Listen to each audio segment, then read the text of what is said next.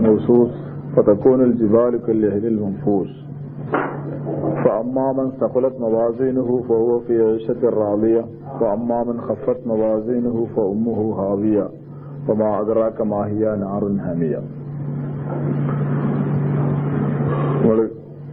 കഴിഞ്ഞ ആഴ്ചയുടെ മുമ്പ് നിർത്തിവെച്ചത് സൂറത്ത് തക്കാസുർ വരെ വിശദീകരിച്ചിട്ടാണ്. സൂറത്തുൽ ഖാരിയാണ് അടുത്ത് ഓതിവെച്ചത്. ഹിജറക്ക് മുമ്പിറങ്ങിയ സൂറത്തുകളിൽപ്പെട്ട ഒരു സൂറത്താണ്.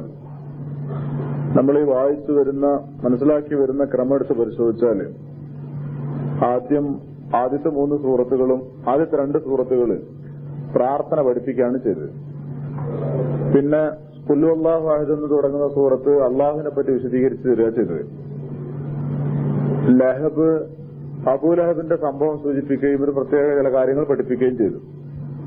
സൂറത്തുൽ നസ്ർ നബി സല്ലല്ലാഹു അലൈഹി വസല്ലമയുടെ മരണത്തെ സൂചിപ്പിച്ചുകൊണ്ടും കൂട്ടത്തിൽ കുറെ കാര്യങ്ങൾ നമ്മളെ പഠിപ്പിച്ചു.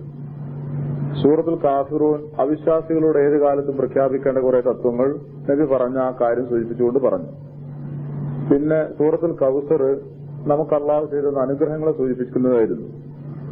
സൂറത്തുൽ മാഊൻ കുറെ സ്വഭാവപരമായ കാര്യങ്ങളെപ്പറ്റി, ആവശ്യമായ ചില കാര്യങ്ങളെപ്പറ്റിയാണ് പറഞ്ഞത്. സൂറത്ത് ഖുറൈശികളെ പറ്റി പ്രത്യേകമായ ചില കാര്യങ്ങൾ പറഞ്ഞുകൊണ്ട് അവരെ കുറിച്ച് ഖുർആൻ പ്രത്യേകം എടുത്ത് പറയുകയാണ് ചെയ്തത്. കാരണം പ്രബോധനം ചെയ്യപ്പെടുന്ന പ്രദേശത്തുള്ള ആളുകൾ അവരായതുകൊണ്ട്. സൂറത്തുൽ ഫീൽ ഒരു ചരിത്ര സംഭവത്തെക്കുറിച്ച് ചുരുങ്ങിയ വാക്കുകളിൽ ഉൾക്കൊള്ളിക്കുകയാണ് അള്ളാഹു ചെയ്തത്. വലിയൊരു ചരിത്ര സംഭവം, കുറെ പേജ് പറയാൻ പറ്റുന്ന ഒരു കാര്യം ചുരുങ്ങിയ ആയത്തുകൾ കൊണ്ട് ചുരുക്കി പറഞ്ഞു. സൂറത്തുൽ ഹുമസയില് സ്വഭാവപരമായ കാര്യത്തെപ്പറ്റിയാണ് പറഞ്ഞു നിർത്തിയത്. സൂറത്തുൽ അസ്റില് കാലം സത്യം ചെയ്തുകൊണ്ട് മനുഷ്യരിലുണ്ടാവേണ്ട 3-4 സ്വഭാവ ഗുണങ്ങളെ പറ്റി പറഞ്ഞു. സൂറത്ത് തക്കാസുറില് മനുഷ്യരിൽ കാണുന്ന ഒരു ദുസ്വഭാവത്തെ പറ്റി സൂചിപ്പിക്കുകയാണ് ചെയ്തത്. അത് ഉണ്ടാവരുത് എന്ന് പറയാൻ വേണ്ടിയിട്ട്. പിന്നെ സൂറത്തുൽ ഖാരിയ ലോകാവസാനത്തെ സംബന്ധിച്ചും പരലോകത്തെ സംബന്ധിച്ചും പറയുന്നു. എന്തിനാണ് പറയുന്നത് വെച്ചാൽ ഖുർആനിന്റെ ചർച്ചയിലെ 1/3 ഭാഗം എന്താണെന്ന് ചോദിച്ചാൽ ലോകാവസാനത്തെ സംബന്ധിച്ചും പരലോകത്തെ സംബന്ധിച്ചാണ് ചർച്ച. പക്ഷെ നമ്മൾ താഴെ ഭാഗത്തു നിന്ന് ഇങ്ങനെ ഖുർആൻ ഓതി വരുമ്പോൾ ഈ കഴിഞ്ഞ സൂറത്തുകളിലൊന്നും ഈ ചർച്ച കാര്യമായി വന്നില്ല. നരകം എന്നൊക്കെ പറഞ്ഞിട്ടുണ്ട് എന്നുള്ളത് ശരി തന്നെയാണെങ്കിലും നേരെ പരലോകത്തെ സംബന്ധിക്കുന്ന സ്വരത്തിൽ സംസാരിച്ചിട്ടില്ല. ഇവിടെ ഈ സൂറത്തിൽ അള്ളാഹു ചെയ്യുന്നത് ലോകാവസാനത്തെ സംബന്ധിച്ചും പരലോകത്തെ സംബന്ധിച്ചും വളരെ ചുരുങ്ങിയ വാക്കുകളിൽ സംസാരിക്കുകയാണ്. കൂടുതലൊന്നും പറയാനില്ല, വിശദീകരിക്കാനില്ല. ആ കേട്ടാൽ മനസ്സിലാകുന്ന വാക്കുകളേ ഉള്ളൂ. സൂറത്തിന്റെ പേര് ഖാരിയ എന്നാണ്. ഈ സൂറത്തില് 3 സ്ഥലത്ത് പറഞ്ഞല്ലോ. അൽ ഖാരിയ, മൽ ഖാരിയ, വമാ അദ്റാക മൽ ഖാരിയ. 3 സമയത്ത് പറഞ്ഞു. ഖാരിയ എന്ന വാക്കിന്റെ അർത്ഥം കൂട്ടിമുട്ടുന്ന സംഭവം എന്നൊക്കെയാണ്. ആ വാക്കിന് അറബിയിൽ നമ്മൾ ഏതെങ്കിലും സമയത്തൊക്കെ വന്നിട്ട് വാതിൽ ഇങ്ങനെ മുട്ടുന്നതിന് ഖറാൽ ബാബ എന്നാണ് അറബിയിൽ പറയാം. ഖറാൽ ബാബ. വാതിലിനൊക്കെ നമ്മളിങ്ങനെ വന്ന് മുട്ടുന്നതിനൊക്കെ അറബിയില് ഖറ എന്ന് പറയും. അങ്ങനെ മുട്ടുക അതിനോട് പറയാം. ഏതെങ്കിലും 2 വസ്തുക്കൾ തമ്മിൽ കൂട്ടിമുട്ടുക അതിനും അറബിയിൽ ഖറ എന്ന് പറയും. എന്തെങ്കിലും 2 സാധനങ്ങൾ തമ്മിൽ ഇങ്ങനെ കൂട്ടിമുട്ടുക അതിന് ഖറ വിഷയ്. ആ സാധനം ഈ സാധനം തമ്മിൽ കൂട്ടിമുട്ടി എന്നർത്ഥമുണ്ട്. അപ്പൊ അതിൽ നിന്നുള്ള വാക്കാണ് ഖാരിയത്ത്. ഖാരിയത്ത് എന്ന് പറഞ്ഞാൽ കൂട്ടിമുട്ടുന്നവൾ, കൂട്ടിമുട്ടുന്നത് എന്നൊക്കെ അർത്ഥം. അവൾ എന്ന് പറയാൻ കാരണം സ്ത്രീലിംഗായി വരുമ്പോൾ അങ്ങനെ പറയാം. അപ്പൊ അൽ ഖാരിയ കൂട്ടിമുട്ടുന്ന സംഭവം, കൂട്ടിമുട്ടുന്ന കാര്യം, കൂട്ടിമുട്ടുന്നത് എന്നൊക്കെയാണ് അർത്ഥം. അപ്പോ അള്ളാഹു ഇങ്ങനെയാണല്ലോ പറയുന്നത്. നമ്മൾ അതിന്റെ പുതുമ നശിപ്പിക്കേണ്ട. അള്ളാഹു പറഞ്ഞ മാതിരി തന്നെ പറയാം. കൂട്ടിമുട്ടുന്ന സംഭവം, കൂട്ടിമുട്ടുന്ന കാര്യം, ആ കൂട്ടിമുട്ടൽ. മൽ ഖാരിയ, എന്ത് എന്ന അർത്ഥത്തിന് ഉപയോഗിക്കുന്നതാണ് ചോദ്യത്തിന്റെ വാക്ക്. മൽ ഖാരിയ, ആ കൂട്ടിമുട്ടുന്ന സംഭവം എന്താകുന്നു? മൽ ഖാരിയ. വീണ്ടും വമാ അദ്റാക, നിനക്കെന്തറിയാം? മൽ ഖാരിയ, ഖാരിയ എന്താണെന്ന് നിനക്കെന്തറിയാം? നിനക്കറിയാമോ? ആകെ കൂടി ആളുകളുടെ, കേൾക്കുന്നവന്റെ, ഓതുന്നവന്റെ ശ്രദ്ധ ആകെ താഴെ പറയുന്ന കാര്യത്തിലേക്ക് കൊണ്ടുവരുന്ന മട്ടില്ല സംസാരം. ആ കൂട്ടിമുട്ടുന്ന സംഭവം എന്താണെന്നറിയോ? നിനക്കറിയാമോ ആ കൂട്ടിമുട്ടുന്ന സംഭവം എന്താണെന്ന് എന്ന് പറഞ്ഞുകൊണ്ട് പറയാണ്. യൗമ, അന്ന് യകൂനുന്നാസ്, ജനങ്ങൾ ആയിത്തീരും കൽ ഫറാസിൽ മബ്സൂസ്. ഫറാസ് പാറ്റകളാണ്, പാറ്റകൾക്കാണ് ഫറാസ് പറയാം. കൽ ഫറാസിൽ മബ്സൂസ്. മബ്സൂസ് എന്ന് പറഞ്ഞാൽ ചിതറിയ, ചിന്നിച്ചിതറിയാണ്, പരന്നു കിടക്കുന്ന. ക പോലെ എന്നാണ് വാക്കിനർത്ഥം. കൽ ഫറാസിൽ മബ്സൂസ്, ചിന്നിച്ചിതറിയ പാറ്റകളെ പോലെ ആയിത്തീരും. അപ്പോ ഇത്രേ അള്ളാഹു പറഞ്ഞുള്ളൂ. കൂട്ടിമുട്ടുന്ന സംഭവം, കൂട്ടിമുട്ടുന്ന സംഭവം എന്താണ്? കൂട്ടിമുട്ടുന്ന സംഭവം എന്താണെന്ന് നിനക്കറിയാമോ? അന്ന് ആളുകൾ ചിന്നിച്ചിതറിയ പാറ്റകളെ പോലെ ആയിത്തീരും. ഇത്രേ അള്ളാഹു പറഞ്ഞു. നമ്മൾ ഇത്രയും കാലം ഖുർആൻ മനസ്സിലാക്കിയത് കൊണ്ട്, നാടാറെ കേൾക്കുക അല്ലാത്തതുകൊണ്ട് നമുക്കൊക്കെ മനസ്സിലാവുമെന്ന് ഉദ്ദേശിക്കുന്നത് എന്താണ്? ഇനി അല്ലാത്തവർക്ക് അതിന് താഴെ ഭാഗം പറയുമ്പോഴും ഒരുങ്ങും മനസ്സിലാവുന്നത്.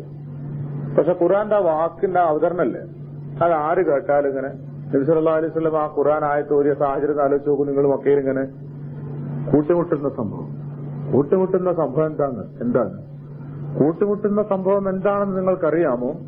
അന്ന് മനുഷ്യരൊക്കെ ചിന്നിച്ചിതറിയ പാറ്റകളെ പോലെ, പരന്നു കിടക്കുന്ന പാറ്റകളെ പോലെ ഉണ്ടാവും മനുഷ്യനൊക്കെ എന്ന് പറയുമ്പോ, ഇത് കേൾക്കണ്ട ഈ ഖുർആൻ, ഇത് മനസ്സിലാക്കണ്ട, അങ്ങോട്ട് പോയിക്കൂടാ എന്ന് തീരുമാനിച്ച ആളാണെങ്കിൽ തന്നെ ഒന്ന് കേട്ടുപോകും. ആ വർത്തമാനത്തിന്റെ ശൈലി കേട്ടാൽ, ആ ചോദ്യത്തിന്റെ ശൈലി കേട്ടാൽ.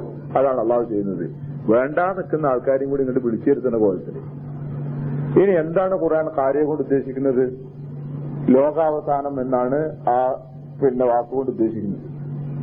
കാര്യ എന്ന പദം കൊണ്ട് ഉദ്ദേശിക്കുന്നത് ലോകത്തിന്റെ അവസാനമാണ്. കാരണം അതിനെപ്പറ്റി പറയുന്നത് മനുഷ്യന്മാര് ചിന്നിച്ചെതിറിയ പാറ്റകളെ പോലെ ആയിത്തീരുന്ന ഒരു സാഹചര്യം എന്നാണല്ലോ. ആ ചിന്നിച്ചെതിറിയ പാറ്റകളെ പോലെ ആയിത്തീരുന്ന സാഹചര്യം ലോകം അവസാനിക്കുന്ന നേരത്താണെന്ന് നമ്മൾ മനസ്സിലാക്കിയതാണ്. അത് തന്നെയാണ് അള്ളാഹു പറയുന്നത്, ആ സാഹചര്യം. ഇനി നമുക്ക് ചിന്തിക്കാനുള്ളത് ലോകാവസാനം. ലോകാവസാനം എന്ത്? ലോകാവസാനം എന്താണെന്ന് നിനക്കറിയാമോ എന്നല്ലല്ലോ അള്ളാഹു പറയുന്നത്. കൂട്ടിമുട്ടൽ എന്നാ പറയാൻ കാരണം അതെന്താ? ലോകാവസാനം സംഭവിക്കുന്ന സന്ദർഭത്തിൽ, ലോകം അവസാനിക്കുന്ന സന്ദർഭത്തിൽ ഉണ്ടായിത്തീരുന്ന കുറെ സംഭവങ്ങളുണ്ടല്ലോ, കുറെ പരിവർത്തനങ്ങള്. അതിൽ പ്രധാനമായത് കൂട്ടിമുട്ടലുകളാണ്. അവ പലതുമായി കൂട്ടിമുട്ടിയിട്ട് തകരുകയാണ് ഉണ്ടാവുക. അതിപ്പോ നശിപ്പിക്കണ ഒരു സാധനം നോക്കുക, എന്നാ ഉണ്ടാവലാണല്ലോ. നശിപ്പിക്കുമ്പോ കൂട്ടിമുട്ടിയാൽ വേഗം നശിപ്പിക്കാൻ സാധിക്കും. ഭൂമി കുലുക്കം ഉണ്ടാവുമ്പോ നേരെ താളം തെറ്റി പിന്നെ പരസ്പരം മുട്ടാൻ വയ്യാതെ പരസ്പരം മുട്ടി തകരുന്നു. ഈ അർത്ഥത്തിൽ നശിക്കും.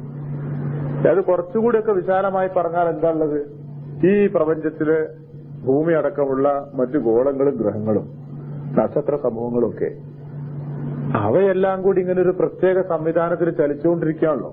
അപ്പൊ നമ്മള് പ്രപഞ്ചത്തിന്റെ ഒന്നായിട്ടുള്ള അർത്ഥത്തിൽ വിടുക.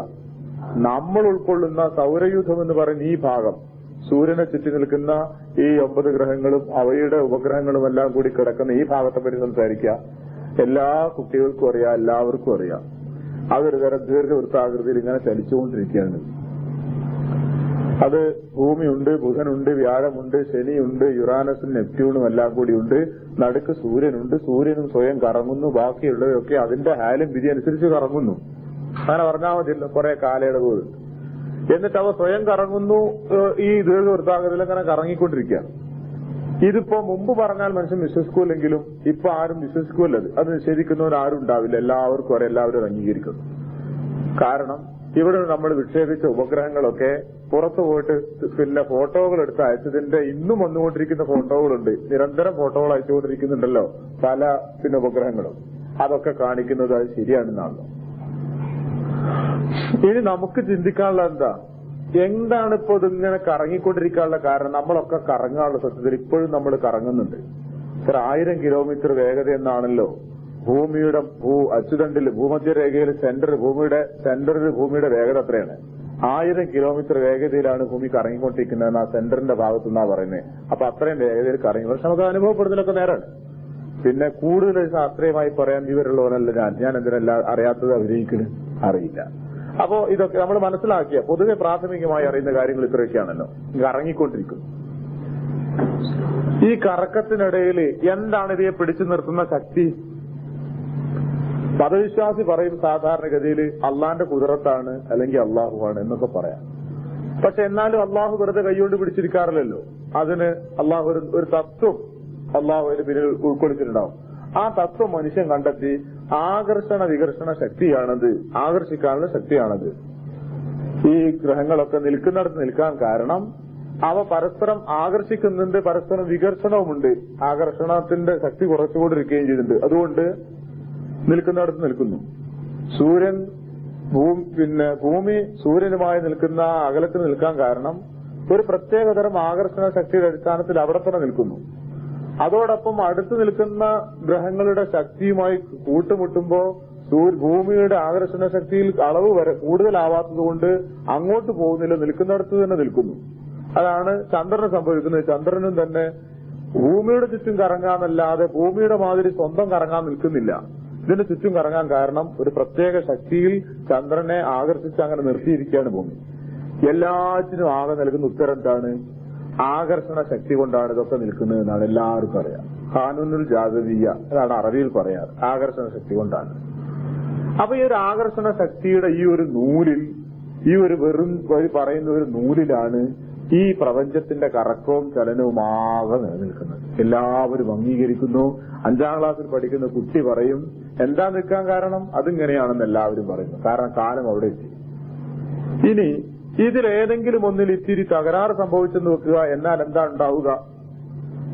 ഒന്നും സംഭവിക്കാനില്ല. ആ കറങ്ങിക്കൊണ്ടിരിക്കുന്ന സഞ്ചാരപഥത്തിൽ നിന്ന് ആ ഗോളം അതിന്റെ സഞ്ചാരപഥം വിട്ട് തെറിക്കും. കാരണം ചന്ദ്രന് ഒരു പ്രത്യേക ശക്തിയിലുള്ള ആകർഷണ ശക്തി സ്വയമുണ്ട്, ഭൂമിക്കും ഒരു പ്രത്യേക ആകർഷണ ശക്തി ഉണ്ട്.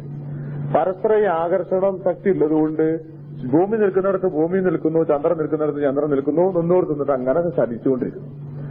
ചന്ദ്രന്റെ ആകർഷണ ശക്തിയിൽ ഒരു നേരിയ ശതമാനം കുറവ് വന്നാൽ സ്വാഭാവികമായും അടുത്തു കിടക്കുന്ന ഭൂമി ചന്ദ്രൻ ഇങ്ങോട്ട് വലിക്കും, ആകർഷിക്കും. ആകർഷിച്ചാൽ ആ ഗോളം നേരെ വന്ന് മുട്ടുക ഭൂമിയോടാവും. ഭൂമിയോടാണ് വന്ന് മുട്ടുക. ഒരു ഉദാഹരണം പറയാം. അതിന്റെ ഇക്കോളത്തിൽ ഏതായിരുന്നാലും ശരി അങ്ങനെ വിട്ടുക. തൊട്ടടുത്ത് നിൽക്കുന്ന ഗ്രഹമേതാ ആകർഷണ ശക്തിയുള്ളത്, അതിലേക്ക് വന്ന് മുട്ടും. ചന്ദ്രന്റെ ആകർഷണ ശക്തി കുറഞ്ഞുകൊണ്ട് ഒരു മുട്ടൽ നടക്കുന്നു. അൽ ഖാരിയ, അതാ ഖുർആൻ പറഞ്ഞേ, കൂട്ടുമുട്ടൽ സംഭവിക്കുന്നു. അത് ആദ്യം ഏതാ സംഭവിക്കുക? ചന്ദ്രന്റെ ആകർഷണ ശക്തി നഷ്ടപ്പെടുക, അതൊന്നും പറയാൻ പറ്റില്ല. നഷ്ടപ്പെട്ടാൽ വളരെ നേരിയ ഒരു അംശത്തിൽ തകരാറ് സംഭവിച്ചാൽ അത്ര എളുപ്പമാണ്. അത് ആ നിൽക്കുന്ന സ്ഥലത്തുനിന്ന് ചന്ദ്രൻ അതിന്റെ അടുത്തേക്ക് കിട്ടും. ഭൂമിക്ക് വന്നിട്ട് ഇതുപോലത്തെ ഒരു വലിയ ഒരു ഭാരം പിണ്ഡം വന്നിട്ട് ഇങ്ങനെ വന്നിട്ട് അടിച്ചാൽ ഭൂമിക്ക് സ്വാഭാവികമായി ഭൂമി നിൽക്കുന്നിടത്ത് നിൽക്കാൻ സാധിക്കാതാവും. ഭൂമി ഇളകും. ഭൂമി അതിന്റെ സഞ്ചാരഭാഗത്തുനിന്ന് ലേശം അങ്ങോട്ടോടെ തെറ്റിയാൽ തൊട്ടപ്പുറത്ത് കിടക്കുന്ന ഗ്രഹങ്ങൾ ഭൂമിയെ പിടിച്ചു വലിക്കും. സ്വാഭാവികമായി അത് അങ്ങോട്ട് പോയി മുട്ടും. പിന്നെ മുട്ടലിന് സൗരയൂഥം തകരും. സൗരയൂഥത്തിലെ ഈ ഗ്രഹങ്ങളും ഗോളങ്ങളും തകർന്നാൽ സ്വാഭാവികമായും അതിനടുത്ത് കിടക്കുന്ന ഇതുപോലത്തെ കോടിക്കണക്കിന് സൗരയൂഥങ്ങളായി ഇവർ പറയുന്നത് ഭാവനയിൽ കാണുന്ന നക്ഷത്ര സംഭവങ്ങളുണ്ട്. അവയൊക്കെ ഇതുപോലെ കൂട്ടിമുട്ടും. കൂട്ടിമുട്ടുമ്പോ തകരും, നശിക്കും. ഇത്രയേ ഉള്ളൂ ലോകം നശിക്കാൻ. അതാണ് ഖുർആൻ കൂട്ടിമുട്ടലാണ് ഇതിന്റെ തുടക്കട്ടോ, ഇത് നശിക്കാനുള്ള കാരണം എന്ന് പറഞ്ഞുകൊണ്ട് അൽ ഖാരിയ എന്ന് പറഞ്ഞുകൊണ്ട് പറഞ്ഞു. ആ പ്രയോഗം നോക്കൂ നിങ്ങൾ. ഈ വിവരമൊന്നുമില്ലാത്ത സാധാരണക്കാരനോട് പറഞ്ഞാൽ മതി, എന്താ ലോകാവസാനം ഉണ്ടാകുമ്പോ ഉണ്ടാവുക? ഒന്നുമില്ല മോനെ, ബേജാറാകണ്ട. ഈ പ്രപഞ്ചത്തിലെ വസ്തുക്കളൊക്കെ തമ്മിൽ കൂട്ടിമുട്ടി തകരും. സൂര്യനും ചന്ദ്രനും ഒക്കെ നക്ഷത്രങ്ങളെല്ലാം കൂടി കൂട്ടിമുട്ടി തകരും. അത് ശരി, കൂട്ടിമുട്ടി തകരൂലേ? അയാൾക്കും തൃപ്തിയായി. ഇത്തിരി പഠിച്ചൊരുത്തനോട് നമ്മളെ ശരാശരി അറിവില്ല, നമ്മളൊക്കെ പഠിച്ച അറിവ് ഇവിടെ പറഞ്ഞാൽ പൊതുവെട്ടോ, കൂടുതൽ അറിവുള്ളവരുണ്ട്, ഞാനത് അംഗീകരിക്കുന്നു. പൊതുവെ ശരാശരി ഒരാൾക്ക് അറിയുന്ന അറിവ് വെച്ചിട്ട് ഇങ്ങനെയൊക്കെ പറഞ്ഞാലോ ശരിയാട്ടോ, കൂട്ടിമുട്ടും. ഇനി കുറച്ചുകൂടി ഈ കാര്യങ്ങളെ പറ്റിയൊക്കെ മനസ്സിലാക്കി ബേജാറാണ് ശാസ്ത്രജ്ഞന്മാരുണ്ട്. ബേജാറാകാൻ തന്നെ പഠിച്ചോനെ ഇതെപ്പോഴാന്ന് വിചാരിച്ച് ബേജാറാകുന്ന ആൾക്കാരുണ്ട്. ആ ജാതി ഹാരാണെങ്കിലോ അവർക്ക് കൂടുതൽ മനസ്സിലാവും പടച്ചോന്റെ വാക്ക് ശരിയാട്ടാൽ കാര്യം ഏത് നിമിഷവും ഈ കൂട്ടുമുട്ട് സംഭവിക്കാം. അപ്പൊ ലോകാവസാനത്തിന്റെ പ്രധാനമായ കണ്ണി ഈ ഗ്രഹങ്ങളും ഗോളങ്ങളും തമ്മിലുള്ള പരസ്പരമുള്ള കൂട്ടിമുട്ടി തകരലാണ് എന്നതുകൊണ്ടാണ് ഖുർആൻ ലോകാവസാനം എന്നർത്ഥം കുറിക്കാൻ അൽ ഖാരിയ എന്ന വാക്ക് ഉപയോഗിച്ചിരിക്കുന്നത്. ഇനി നമ്മൾ നോക്കേണ്ടത് എന്താ അറിയോ? ശാസ്ത്രജ്ഞന്മാരൊക്കെ ഈ കാര്യത്തിൽ എന്ത് പറയുന്നു? അത് ഖുർആൻ പഠിക്കാൻ ഒരു ആവശ്യമായതുകൊണ്ട് പറയല്ല, ആൾക്കാരൊക്കെ അങ്ങോട്ട് വല്ലാതെ ചിന്തിക്കുന്നതുകൊണ്ട് പറയാം. ഇവര് പറയുന്നത് എന്താ? ഇവര് പറയുന്നത് പിന്നെ സൂര്യനൊക്കെ കാലം നിശ്ചയിച്ചിട്ടുണ്ടല്ലോ. ഇവര് എത്രയോ ഒരു വർഷം നിശ്ചയിച്ചിട്ടുണ്ട്. ആ വർഷം കഴിഞ്ഞാൽ അറിയുന്നവർക്ക് പറയട്ടോ, ഇത്ര ആയുസ് നിശ്ചയിച്ചത്, അത്രയും ഒരു കോടിക്കണക്കിന് ആയുസ് നിശ്ചയിച്ചിട്ടുണ്ട്. അത്രയും വർഷം കൂടി കഴിഞ്ഞാൽ സൂര്യന്റെ ഇപ്പോഴത്തെ ശക്തി പോകുന്നാ പറഞ്ഞത്. ഇപ്പോഴത്തെ പവർ ഉണ്ടല്ലോ, ആ ജ്വലിക്കാനുള്ള പവർ, കറുത്ത പുള്ളികൾ വീടുകൊണ്ടിരിക്കുക സൂര്യനിൽ നിന്ന് അവര് പറയുന്നത്. അങ്ങനെ പോയിട്ട് അവസാനത്തിന്റെ ശക്തി നശിക്കുകയും സൂര്യന്റെ ആകർഷണ ശക്തിയിൽ കുറവ് വരികയും ചെയ്യും. ഭൂമിയുടെ തന്നെ ആകൃതിയിൽ മാറ്റങ്ങൾ സംഭവിച്ചുകൊണ്ടിരിക്കുന്നു, ഭൂമിയുടെ തന്നെ തുലനത്തിൽ മാറ്റങ്ങൾ സംഭവിച്ചുകൊണ്ടിരിക്കുന്നു. അതുകൊണ്ട് തന്നെ വളരെ ശ്രദ്ധിച്ചിട്ട് വേണം ഭൂമിയിൽ കല്ലുകളും ഇവിടുത്തെ ഭൂഗർഭ വസ്തുക്കളും ഖനനം ചെയ്യുന്നത് സൂക്ഷിച്ചിട്ട് വേണം എന്നുള്ള ചിന്തയിലാണ് ഇവർ നിൽക്കുന്നത്. ഇപ്പോ കല്ല് വെട്ടാൻ വരെ സമ്മതിക്കില്ല, ബേജാറേറ്റിരിക്കുക, ഇതിന്റെ തുലനവും ബാക്കി കാര്യങ്ങളും ഒക്കെ. അപ്പൊ ഈ തുലനത്തിനും തകരാറ് വന്ന എന്താ വരിക? ഒന്നും വരാനില്ല. ഈ കറങ്ങണ കറക്കത്തിന് തകരാറ് പറ്റും, നിൽക്കണ വഴി തെറ്റിപ്പോവും. വഴി തെറ്റിയാ പിന്നെ പറയേണ്ടതില്ലല്ലോ എന്നല്ല പറയുന്നത്. അപ്പോ അതുപോലെ തന്നെ ഇപ്പൊ പുതിയൊരു കാര്യം കൂടി ഉണ്ട്. മുമ്പ് സ്കൈലാബ് വീണതിനെ പറ്റി എനിക്ക് ഓർമ്മയില്ല, വീഴാൻ പോടുന്ന പറഞ്ഞിട്ട് ബേജാറായത്. എവിടെ വീഴാന്നറിയില്ല. ഈ കോലത്തിലാണ് മനുഷ്യൻ ഉണ്ടാക്കി വെച്ച കുറെ ഉപഗ്രഹങ്ങളെ ഗതി. അതൊക്കെ എപ്പോഴാ ആയുസ്, മനുഷ്യൻ കണക്കാക്കിയ ആയുസൊന്നും നിൽക്കുന്നില്ല, എവിടുന്നൊക്കെ പോരാണ്. അത് പിടുത്തം വിട്ടാ പിന്നെ മനുഷ്യൻ പറഞ്ഞ എല്ലാരും കരുതിക്കോളി, എവിടെയും വിടുക, ഞങ്ങളോട് അതിനെപ്പറ്റി ചോദിക്കരുതെന്നാണല്ലോ എല്ലാ രാഷ്ട്രങ്ങളും പറയുന്നത്. അങ്ങനെയാണ്. ഞങ്ങളെ ഒരു ഉപഗ്രഹത്തിന് തകരാറ് പറ്റി ഞങ്ങളിത് ആ ലോകത്തെ അറിയിക്കുന്നു, നടപടികൾ എടുത്തുകൊടുക, ഞങ്ങളോട് പറയരുതെന്നാണ്. അപ്പൊ ഇങ്ങനെ മനുഷ്യൻ വിട്ട കുറെ ഉപഗ്രഹങ്ങളുണ്ട്. അത് കാണാൻ സാധിക്കട്ടെ. ചില സമയത്തൊക്കെ ആകാശത്തേക്ക് നോക്കി നിന്നാല് അത് വേഗതയിൽ ഓടുന്നു കാണാം. വിമാനം റോക്കറ്റും അല്ല. അതല്ലാതെ തന്നെ ഈ നക്ഷത്രങ്ങൾക്കിടയിലൂടെ നക്ഷത്രത്തിന്റെ അത്ര പൊട്ടുപോലെ ചിലതിങ്ങനെ ഓടുന്നു കാണാം.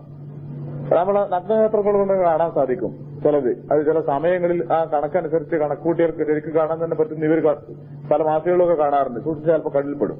അങ്ങനെ കുറെ കറങ്ങുന്നുണ്ട് പല രാജ്യക്കാരും അയച്ചാലും കൂടി. ഇതെല്ലാം കൂടി ഒരു സമയത്ത് ഭൂമിയുടെ ഏതെങ്കിലും ഭാഗത്ത് വന്ന് ശക്തിയിൽ പതിച്ചാൽ ഭൂമിക്ക് തുലനത്തിന് തകരാറ് പറ്റുന്നാ പറഞ്ഞേ. ഇങ്ങനെ വന്ന് വീഴല്ലേ, തകരാറ് സംഭവിക്കും. അങ്ങനെ എന്തെങ്കിലുമൊക്കെ തകരാറ് സംഭവിച്ചാല് ഭൂമിയുടെ ഈ ബാലൻസ് തെറ്റിയാൽ ഇപ്പം കറങ്ങണ കറക്കത്തൊന്ന് അങ്ങോട്ടോ ഇങ്ങോട്ടോ നിൽക്കാം. 1 ഇഞ്ച് അങ്ങോട്ടോ ഇങ്ങോട്ടോ നിന്നാ പിന്നെ നാശമാണ് സംഭവിക്കാം. ഞാൻ മുമ്പൊരിക്കൽ പറഞ്ഞു തോന്നുന്നു, ബോംബെയില് നെഹ്റു ഇതില്ലേ പ്ലാനറ്റോറിയം, ആ പ്ലാനറ്റോറിയത്തിൽ പോയിട്ട് അവിടെ അവരുടെ ഡെമോൺസ്ട്രേഷൻ ക്ലാസ് ഉണ്ടല്ലോ. ലോകത്തിന് ഇങ്ങനെ നമ്മളിങ്ങനെ നോക്കിയിരുന്നാല് പ്രപഞ്ചമാകെ നമ്മളെ കണ്ണിൽ കാണുന്ന മാതിരി അവർ ചെറിയത് കാണിക്കാം. അതിലവരുടെ ആ ക്ലാസ്സുകളിൽ അവസാനം അവർ പറയുന്ന കാര്യം ഇങ്ങനെ എല്ലാം ഉണ്ടായി എന്നിങ്ങനെയൊക്കെ കറങ്ങിക്കൊണ്ടിരിക്കുന്നു എന്ന് പറഞ്ഞിട്ട് അവസാനം അവർ പറഞ്ഞൊരു വാചകം, നമ്മൾ അള്ളാഹുവിന് മുന്നിൽ സുജൂദ് ചെയ്യും. അവർ പറഞ്ഞ ആചാരം ഇങ്ങനെ പോയിട്ട് കുറെ കാര്യങ്ങൾ അവർ പറഞ്ഞതിന് ശേഷം അവസാനം ഇതൊന്നായിട്ട് ഈ രൂപത്തിൽ പോയാൽ അന്ന് ഇതൊന്നായിട്ട് നശിക്കും. ആ ക്ലാസ് അവസാനിക്കുന്നത് അങ്ങനെയാണ്. അതൊരു 10 മാസം മുമ്പ് കേട്ട ഓർമ്മയുടെ എന്റെ അടുത്തുണ്ട്. അവരവസാനം പറയുന്ന വാക്കിതാണ്, ഇങ്ങനെ എല്ലാം പോയി കഴിഞ്ഞതിന് ശേഷം ഈ പ്രപഞ്ചമാകെ നശിക്കും. നശിച്ചാൽ എന്ന് പറഞ്ഞ ലേശം നേരം നിർത്തിയിട്ട് അവർ പറയുന്നുണ്ട്, അതൊരു ശാശ്വതമായ നാശമായിരിക്കില്ല, മറ്റൊന്നിന്റെ ആരംഭമായിരിക്കും. നമ്മളറിയാതെ നമ്മൾ ഒരു മുസ്ലിങ്ങളൊന്നുമല്ലല്ലോ ഇപ്പോൾ ഡെമോൺസ്ട്രേഷൻ നടത്തിയെന്ന് ഒന്നും അവരല്ല. പക്ഷെ അവരത് ആ പ്ലാനറ്റോർ നമ്മളിങ്ങനെ ടിക്കറ്റും കൊടുത്ത് ഇങ്ങനെ കണ്ടിരുന്നതിന് ശേഷം അതിങ്ങനെ കണ്ടിരുന്ന അവസാനം അവർ പറയുന്നുണ്ട് അതൊരു നാശമായിരിക്കും എന്ന് പറഞ്ഞിട്ട്, പക്ഷേ എന്നിട്ട് അവർ പറയുന്നുണ്ട് അത് മറ്റൊരു പ്രപഞ്ചത്തിന്റെ മറ്റൊരു ലോകത്തിന്റെ ആരംഭം കുറിക്കുകയായിരിക്കുമെന്ന്. നമ്മൾ ഖുർആൻ പറഞ്ഞ ഈ ആശയം ഇവർ കാര്യമായിട്ട് ശാസ്ത്രത്തിന്റെ പേരിൽ പഠിപ്പിക്കുമ്പോ പടച്ചവനെ നമ്മളെ കിതാബ് എത്ര മഹത്തരം നമ്മൾ അംഗീകരിക്കാം. അതൊന്ന് പോയി കാണുന്നത് നമുക്ക് ഈ ഖുർആന്റെ ആയത്തുകൾ മനസ്സിലാക്കുന്നതിന് ഭാഷ മനസ്സിലാക്കാൻ ശരിയാക്കും. ഹിന്ദിയിലും ഇംഗ്ലീഷിലുമാണ് അതിന്റെ ക്ലാസുകൾ ഡെമോൺസ്ട്രേഷൻ ഉള്ളതാണ് ഓർമ്മയുള്ളത്. പക്ഷെ അവിടെ വല്ലാത്ത എന്തോ ഒരു പ്രത്യേക ഒരു 4 ആളെ കൂട്ടി പറഞ്ഞു കൊടുക്കാൻ തോന്നിപ്പോയി, ഇതൊന്ന് വരണം അവിടെ നിന്ന്. കാരണം അങ്ങനത്തെ ഒരു വികാരമാണ്. അത് കുറെ അവർ വന്ന് 3 മണിക്കൂർ നേരത്തോളം അതിങ്ങനെ അനുഭവിച്ചിട്ട് ലാസ്റ്റ് ടൈമിൽ അവസാനം പറയുന്നു ആക്ക ഇങ്ങനെ പോയിട്ട് ഇതെല്ലാം കൂടി സമയത്ത് നശിക്കും. പക്ഷേ നശിച്ചാൽ അതൊരു നാശമായിരിക്കില്ല. കാരണം മുമ്പൊക്കെ ഇതുപോലെ ഓരോ ഗ്രഹങ്ങൾക്കും നാശം സംഭവിച്ചപ്പോ അതിൽ നിന്ന് മറ്റ് ഗ്രഹങ്ങൾ ഉണ്ടായി എന്നാണ് ഇവർ കണ്ടെത്തിയിരിക്കുന്നത്. എങ്കിൽ ഇതെല്ലാം കൂടി ഒരു നശിക്കുക്കോലത്തിൽ പോയാൽ അത് ഉറപ്പാണ്. കൂട്ടിമുട്ടി തകർന്നിട്ട് പിന്നെ പുതിയൊരു പ്രപഞ്ചം, പുതിയൊരു ലോകം ആരംഭിക്കുകയായി. അതിനെന്ത് പേരിടണം അത് നമ്മളല്ലോ ചിന്തിക്കേണ്ടതെന്ന് അവർ പറയാറ്. അതിനെന്ത് പേരിടണം? കാരണം നമ്മളുണ്ടെങ്കിലല്ലേ അവർ ചിന്തിക്കേണ്ടുള്ളൂ അത് വേറെ ലോകാട്ടെ എന്ന്. ഖുർആൻ എത്രേ പറഞ്ഞുള്ളൂ, അൽ കാര്യ ഇതിങ്ങനെ പോയിട്ട് സമയത്ത് കൂട്ടിമുട്ടും. മൽക്കാര്യ ആ കൂട്ടിമുട്ടുന്ന സംഭവം എന്താണെന്നറിയോ? അത് ഇത്തിരി ഗൗരവപ്പെട്ട കാര്യമാണ്. പരലോകം മനുഷ്യന്മാർ അംഗീകരിക്കാത്ത വലിയ കാര്യം എന്താ? ലോകം നശിക്കും എന്ന് പറഞ്ഞാലാണ് ഇപ്പോൾ സാധാരണ മനുഷ്യന്മാർക്ക് അംഗീകരിക്കാൻ കഴിയാത്തത്. ദൈവവിശ്വാസം, നമ്മുടെ ദീനിന്റെ വിശ്വാസത്തിന് പരമപ്രധാനമായ വിശ്വാസം എന്താ? ഒന്ന്, അള്ളാഹുവിനല്ലാതെ ആരാധിക്കാൻ പാടില്ല എന്ന് പറയുന്ന തൗഹീദ്. രണ്ടാമത്തെ എന്താന്ന് ചോദിച്ചാല് എന്താണ് ദീനിന്റെ പ്രധാനമായ രണ്ടാമത്തെ തത്വം എന്താണ്? 2 ആട്ടെ പരലോകം പറയാം, ദൃശ്യകാരം അല്ല. 3 വിശ്വാസങ്ങളിൽ 3 പ്രമാണങ്ങളിൽ ഒതുക്കാറുണ്ട് ദീനിനെ.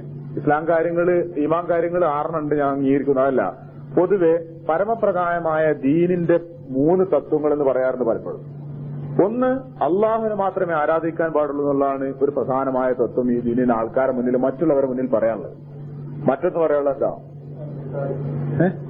റിസാലത്ത് എന്ന് പറഞ്ഞാൽ അള്ളാഹു കാലാകാലങ്ങളിൽ മനുഷ്യരിൽ നിന്ന് ദൈവദൂതന്മാരെ തെരഞ്ഞെടുത്തിട്ട് അവർക്ക് നിർദ്ദേശങ്ങൾ നൽകാറുണ്ടായിരുന്നു എന്നുള്ളതാണ് നമ്മളെ ദീനിന്റെ രണ്ടാമത്തെ പ്രമാണം. പ്രമാണം എന്ന് പറഞ്ഞാൽ എന്താ അറിയോ? നമുക്ക് മറ്റൊരാളോട് നമ്മളെ ദീനും മറ്റൊരു ദീനും നമ്മൾ വ്യത്യാസം എന്താ? മറ്റുള്ള ദീനിന്റെ ആൾക്കാരിലെ ഇവിടെ വ്യത്യാസം ഇതാണ്. നമ്മൾ പറയുന്ന അള്ളാഹിനെ മാത്രമേ ആരാധിക്കാൻ പാടുള്ളൂ, അവർ പറയുന്നു അള്ളാഹിനെ ആരാധിക്കണം, വേറെ ചിലരെയും കൂടി ആരാധിക്കണം. ഏത് ദീനും നമ്മളെ ദീനായിട്ടുള്ള വ്യത്യാസത. പിന്നെ മനുഷ്യന്മാർക്ക് അംഗീകരിക്കാൻ കഴിയാത്ത വേറെ കാര്യം എന്താണെന്നറിയോ? അള്ളാഹു ചില മനുഷ്യന്മാരെ തെരഞ്ഞെടുത്തിട്ട് ഓർക്ക് മലക്കുകൾ മുഖേന നിർദ്ദേശങ്ങൾ അറിയിച്ചു കൊടുത്തു എന്നുള്ള വിശ്വാസമാണ് നമ്മളെ ദീനിന്റെ പരമപ്രധാനമായ രണ്ടാമത്തെ പിന്നെ ആണിക്കല്ല് അടിസ്ഥാന തത്വം. അതാണ് ഇപ്പൊ മറ്റു മനുഷ്യന്മാർക്ക് അംഗീകരിക്കാൻ കഴിയാത്തത്. അതുണ്ടാവില്ല. ദൈവം മനുഷ്യനായി അവതരിച്ചു, അത് വിശ്വസിക്കണമെങ്കിൽ കുഴപ്പമില്ല. ദൈവം അല്ലെങ്കിൽ ഇങ്ങനെ ഓരോ യുഗങ്ങളിൽ ഓരോ കോലത്തിൽ അവതരിച്ചു, അത് പറയാൻ വിഷമല്ല.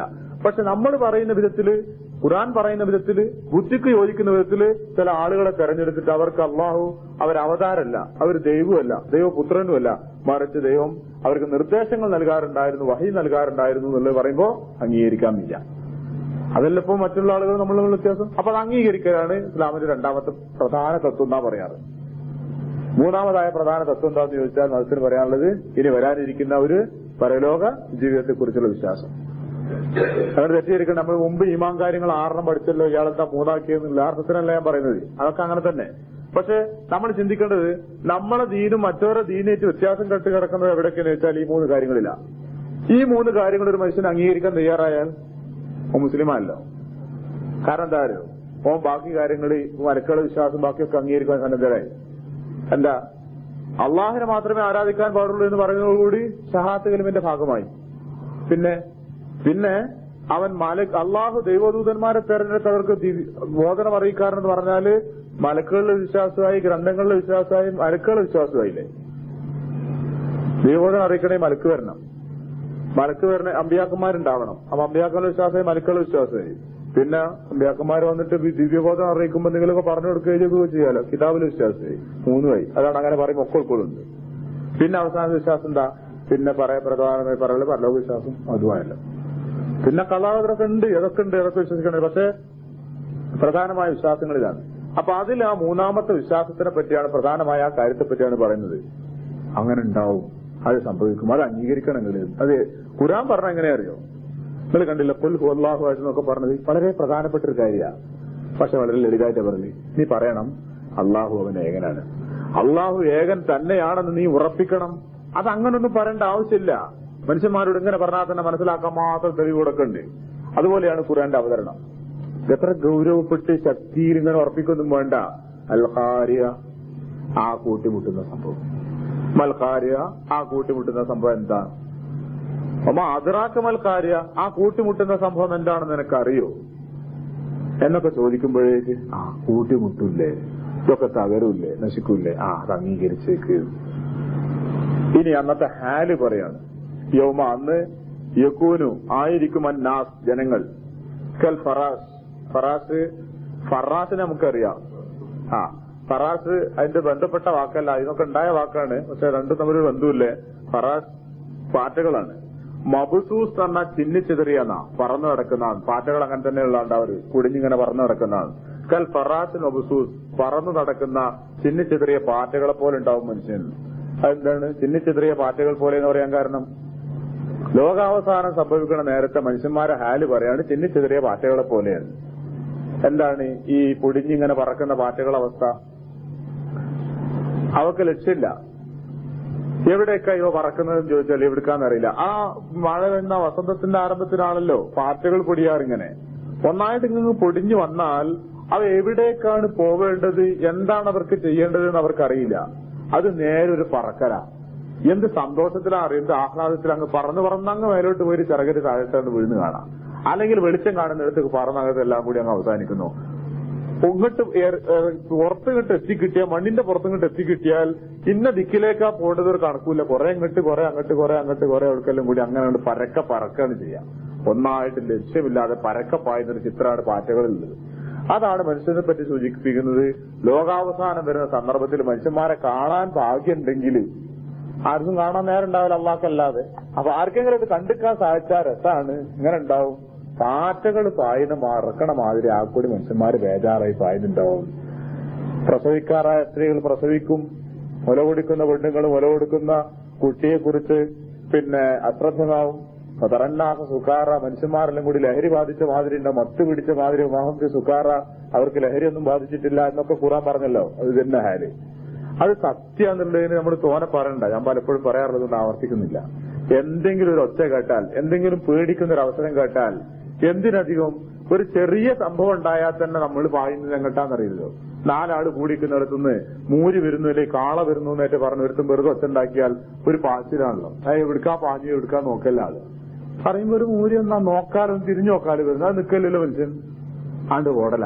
ആ ഓട്ട എവിടേക്കാന്ന് മനുഷ്യൻ ദിക്ക് നോക്കിയിട്ടല്ല. നമ്മളൊക്കെ അതിന് സത്യാണത്. അപ്പൊ അത് മനുഷ്യൻ ആ നേരത്ത് പാരുക. ആകെ നമ്മളെല്ലാരും കൂടി ഇപ്പൊ അങ്ങനെ മീമാങ്ങേ നിസ്കരിക്കുക, ഖുർആൻ ഓതുകയെ, നുണ നുണ പറയേ, അല്ലെങ്കിൽ കള്ളുടിക്കുന്നോ കള്ളുചാപ്പലൊന്ന് കുടിക്കുക, ഒക്കെ തന്നെ ആവില്ല ഇപ്പൊ മനുഷ്യന്റെ ഹാല്. അങ്ങനെ ഈ കണ്ട ജോലികൾ ചെയ്യുന്നതിന് കണക്കാണ് എന്തോ ഒരു ഒച്ച കേൾക്കുക. ഒച്ച കേട്ടാൽ സാധാരണഗതിയിൽ മനുഷ്യന്മാര് ചെവിടെ ഓർക്കും. പിന്നെ ഒച്ച കേൾക്കുമ്പോ മനുഷ്യൻ ഒന്നും കൂടി ചെവിടെ ഓർക്കും. അത് ഇല്ലാന്നൊക്കെ നോക്കും. തുടരെ ഒച്ച കേൾക്കുമ്പോ ഇടിയാണോ? ഇടിയല്ലല്ലോടാ, പിന്നെന്താണ്? മഴയില്ലല്ലോ. എവിടെ ഇരുട്ടാണ്? എന്താണ് നിങ്ങൾ ഇരുട്ടേണ്ട നേരമില്ലല്ലോ. എന്താ പതരം കൂടി ഒരു ഹാല്? എല്ലാവരും കുലുങ്ങണ മാതിരി തോന്നുന്നല്ലോ. എന്താ ഇതൊക്കെ? പുറത്തിറങ്ങ ആൾക്കാർ ഓടുന്നുണ്ടാവും. ആ കൂടി കാറ്റും ഇതെല്ലാം കൂടിയുള്ള ചുറ്റുപാടിനും കൂടിയാവും. ഭാഗം ഇളകല്ലേ, ഭൂമിക്ക് ആ കൂടി ഇതൊരു നാശം സംഭവിക്കുക. ആ നേരം പിന്നെന്താ നിവൃത്തി? ഓടുന്നെ. എവിടുക്കാ ഓടുന്നെ? ആ ഓടുന്നതിൽ അവൻ നാശം സംഭവിക്കുകയും ചെയ്തിട്ടുണ്ടാവും. ചിന്നിച്ചെതിരെ പാറ്റകളെ പോലെ ഉണ്ടാവും. അത് കാണാനുള്ള ഭാഗ്യം അള്ളാഹ്ക്കല്ലാതെ ആർക്കും ഉണ്ടാവില്ലല്ലോ. എന്നുവെച്ചാൽ മലക്കുകളുണ്ടാവും. ഞാൻ പറയുന്നത് മനുഷ്യരാരും അത് കാണാൻ ദൃഷ്ടാക്ഷികളായി ഉണ്ടാവില്ലല്ലോ. കാരണം അത് പുറത്തുനിന്നിങ്ങനെ ഭൂമിന്റെ പുറത്തുനിന്നിട്ട് ഇങ്ങനെ നോക്കാൻ വിധി ഉണ്ടായാൽ ലോകത്താകെ ഇങ്ങനെ കാണുമ്പോൾ വല്ലാത്തൊരു ചിത്രമാണ്. ആകെ മനുഷ്യന്മാര് പായുന്ന ചിത്രം. വതകൂനുൽ ജിബാലു, പർവ്വതങ്ങളായിത്തീരും കൽ യഹ്നിൽ മൻഫൂസ്. ജബലെ ജിബാല്, പർവ്വതങ്ങൾ. ഖുർആൻ വല്ലാതെ സംസാരിക്കാറുള്ള ഒരു വാക്കാണ് ജിബാലിനെ പറ്റി. അത് ഒന്ന്, ഈ ഖുർആൻ ഇറങ്ങുന്ന ആയത്തിറങ്ങുന്ന കാലഘട്ടത്തിലെ ജനങ്ങൾക്ക് പരിചിതമായൊരു കാര്യമാണ് പർവ്വതങ്ങൾ. വേറൊന്ന്, നാട്ടിൽ പൊതുവെ ആളുകൾക്ക് പരിചിതമുള്ളൊരു കാര്യമാണ്. മനുഷ്യനെ അത്ഭുതപ്പെടുത്തുന്ന ഒരു പ്രതിഭാസമാണ് എവിടെയായിരുന്നാലും ശരിയത്. വലിയ വലിയ മലകളുടെ താഴത്ത് പോയി നിന്നിട്ട് ഇതൊക്കെ എന്നാപ്പം മനുഷ്യൻ പൊട്ടിപ്പൊളിച്ച് തീർക്കുക എന്ന് ചോദിക്കും.